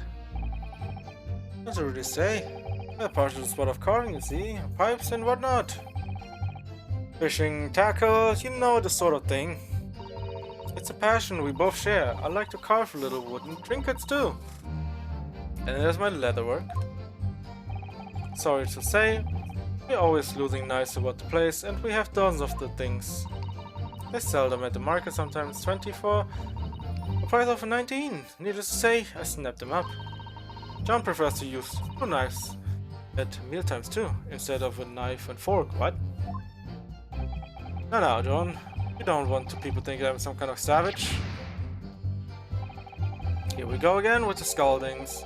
Why are they being so evasive? I imagine it's because they don't want to believe it. They can't bear the thought there might have been one of their knives that injured the victim. Which is entirely understandable, of course, but still. Go on with your testimony, witnesses. Go on. So. The bad things. The victim's back really was one of ours. I have to just proving that thing. Okay, I can prove it. I will prove it. So you have no intention of admitting it was your knife, unless we can produce proof. Even though there's no other credibility possibility if Mr. Natsume is innocent.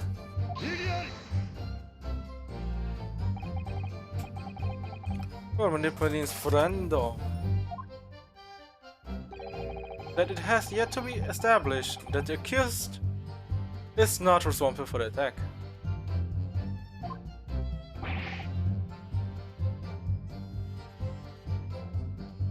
As I could forget. Yeah, as you could forget.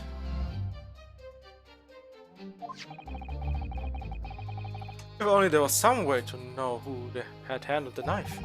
But of course, wizardry like that is just a dream. Perhaps you're thinking of fingerprinting. Is that not order? What? You mean it's not a dream? I thought wizardry really exists. Whenever people touch anything, they leave behind a unique pattern of their skin. Or so they say. But I can't see anything. There are already countries in the world where these so-called fingerprints can be used as evidence. Lord Strongheart is currently discussing the matter with the Ministry of Justice. Yes, I believe we are rapidly approaching an era of scientific methods of investigation. But for now, we shall have to find an alternative method of proving our assertion that this knife found back was originally in the Mr. and Mrs. Gardepp's house. If only I could transplant this whole incident to several years in the future. That's the extent of the testimony, is it? What do you think, Naruto-san? Well, I think we've heard all this before, to be honest. I'm particularly confident we'll be able to prove anything new from this testimony, but in this cross-examination it's absolutely essential. We establish now how this knife came to be at the scene of the incident. Yes, I know. I'm sure both of them must be feeling very worried. Or that it was in fact a knife going to one of them that caused the victim's injury. If we could find even a tiny shred of evidence to support that theory. Also, I guess the blink was towards the tiny part, so, you know. It'll be clinched for this trial for us. It would explain everything. Yes, it would. So, for Sasuke-san's sake, we must find that last crucial piece of evidence. Alright.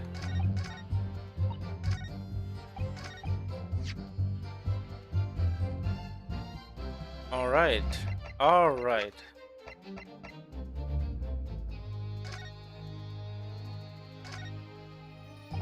This is a tiny piece of metal we found in the chamber of the Mr. Gardepp's pipe. It looks like the tip of the blade or something. The tip of a blade? Not wrong, Naruto-san. I don't really know, but there's just something niggling me. I can't quite put the finger on what it is. Perhaps in that case, it would be wise to examine the other piece of evidence again.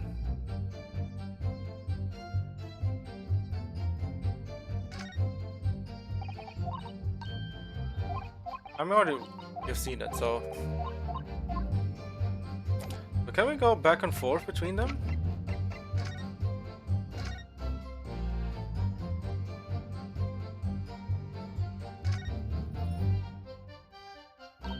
Oh, look here. No, son. Just a tip. A small piece of blade appears to be missing. Yes, wait. What of it's missing? Could be wrong, but I just got a feeling. Remember this? Oh, that's a tiny fragment of the metal that we found inside the Gardep's pipe. Yes! And just maybe... Oh my, it's a perfect fit! Somehow I just knew it. Alright, Beta.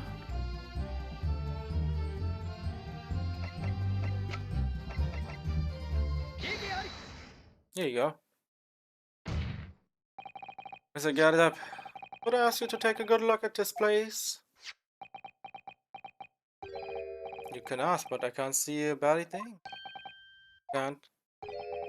I used to call me Dead-Eye Deb back in the regime. Of course, that was some time ago. Yes, probably 20 years ago, probably something like this. Even when I'm trying to enjoy a large print book by the fire these days, I struggle to tell a B from a D, a P from a Q. To be honest. Oh, he does, dear me. He's heard of worrying, being asked about every other letter in every other word. You must be very dosy. Dizzy? Dizzy. You must be very dizzy. What is that? A tiny scrap of metal?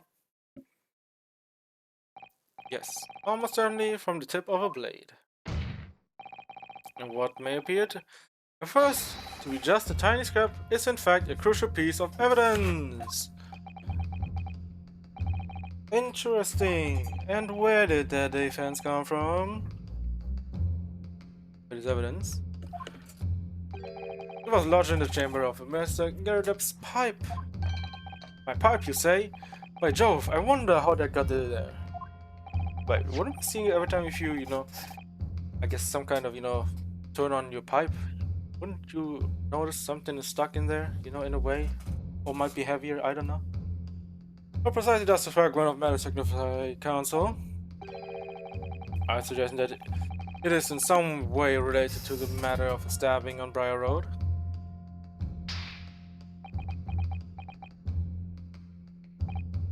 I am. What?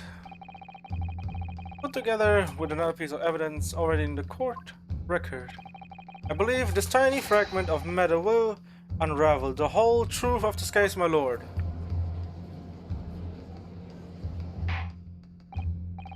You appear rather confident in the extraordinary statement, Counsel. You see, things are going well. Very well then, present the pertinent evidence to the court. What evidence, when paired with this fragment of metal, allegedly reveals the truth in this entire case? Here you go. This is a knife that was found in the victim's back. If you look closely, you will see that there's a small piece at the tip of the blade that is missing. A common issue with the inferior blades sold at the unsavory street markets. Criminals who use them regularly leave tips lodged in the victim's bones. And what of this particular knife? No doubt, its tip has suffered a similar fate now, languishing somewhere near the spine of the victim. Eject him, you idiot. No, that's not the case. The tip of this particular knife's blade is a very fragment of metal we discovered in the chamber of Mr. Gardep's pipe. Oh my lord. Oh, got shot. Good grief. Lord Francisque. He got shot, man. He got shot. More like he got stabbed right into the heart. Got caught out, my friend. Oh, I don't believe it. The knife from the crime scene. And this fragment of metal are the perfect match. Good golly gosh. Yep, it's gonna happen, man. It's gonna happen. Or is this some sort of Eastern sorcery? No. This is no magic, my lord. This is a miracle. You know what? And with that, I would say it's a good time to stop. You know, we're getting closer to the end, but also my voice was going out. But you know what? I will return to the game and next time we will return to it because now it's quite something, you know, return to this game again. Because after a while, you know, like after a month of not playing this game and you know, been playing, you know, Final Fantasy and all of that, I'm finally back on this game as well. And we are, you know, getting back into it quite smoothly. If I say so myself, and also we're getting closer to the end of it as well. With the mystery behind the stabbings and all that, but who knows? It might look close, you know, close to the end, but also, you know, as we all know, these type of games usually might take a bit longer when one would expect to be going out, but it might be going on much longer than as expected. But hey, I'm still enjoying the game. I've always been enjoying every single episode of this game, so yeah. Hope you guys also enjoyed the game. You know, more to come. And as always, you know, if you guys enjoyed the stream, a follow is always appreciated. Same goes with Twitter as well. I will always keep you guys updated on Twitter if I'm going live or not. And yeah, same goes with Twitter as well. I will always keep you guys updated on Twitter if I'm going live or not. And you know, this is also going to be uploaded to YouTube. So if you haven't, you know, checked out or more like have followed this playthrough since the beginning, you know, you may as well check out my YouTube channel because I always upload all the, you know, all the playthroughs that we do on this channel onto the YouTube channel as well. So if you have missed all the old ones, you know, you can, you know, go back, watch them, all of that, right? Also, I have plenty of other games over there like Persona or even Final Fantasy X that we have finished up. Plus, you know, plenty of other games like Solar Ash or Ori, the Will of the Wisp, and yeah, many other new games to come. So yeah, as always, thank you guys for watching, and see you guys tomorrow. No, with I would say we're returning back to you know, Akiba Strip. So yeah, see you guys for that tomorrow, and you guys have a great rest of the day, and you know, gonna see you guys tomorrow for the game that has always been, you know, hit or miss. But yeah, let's see who will be doing the undressing tomorrow. See you then.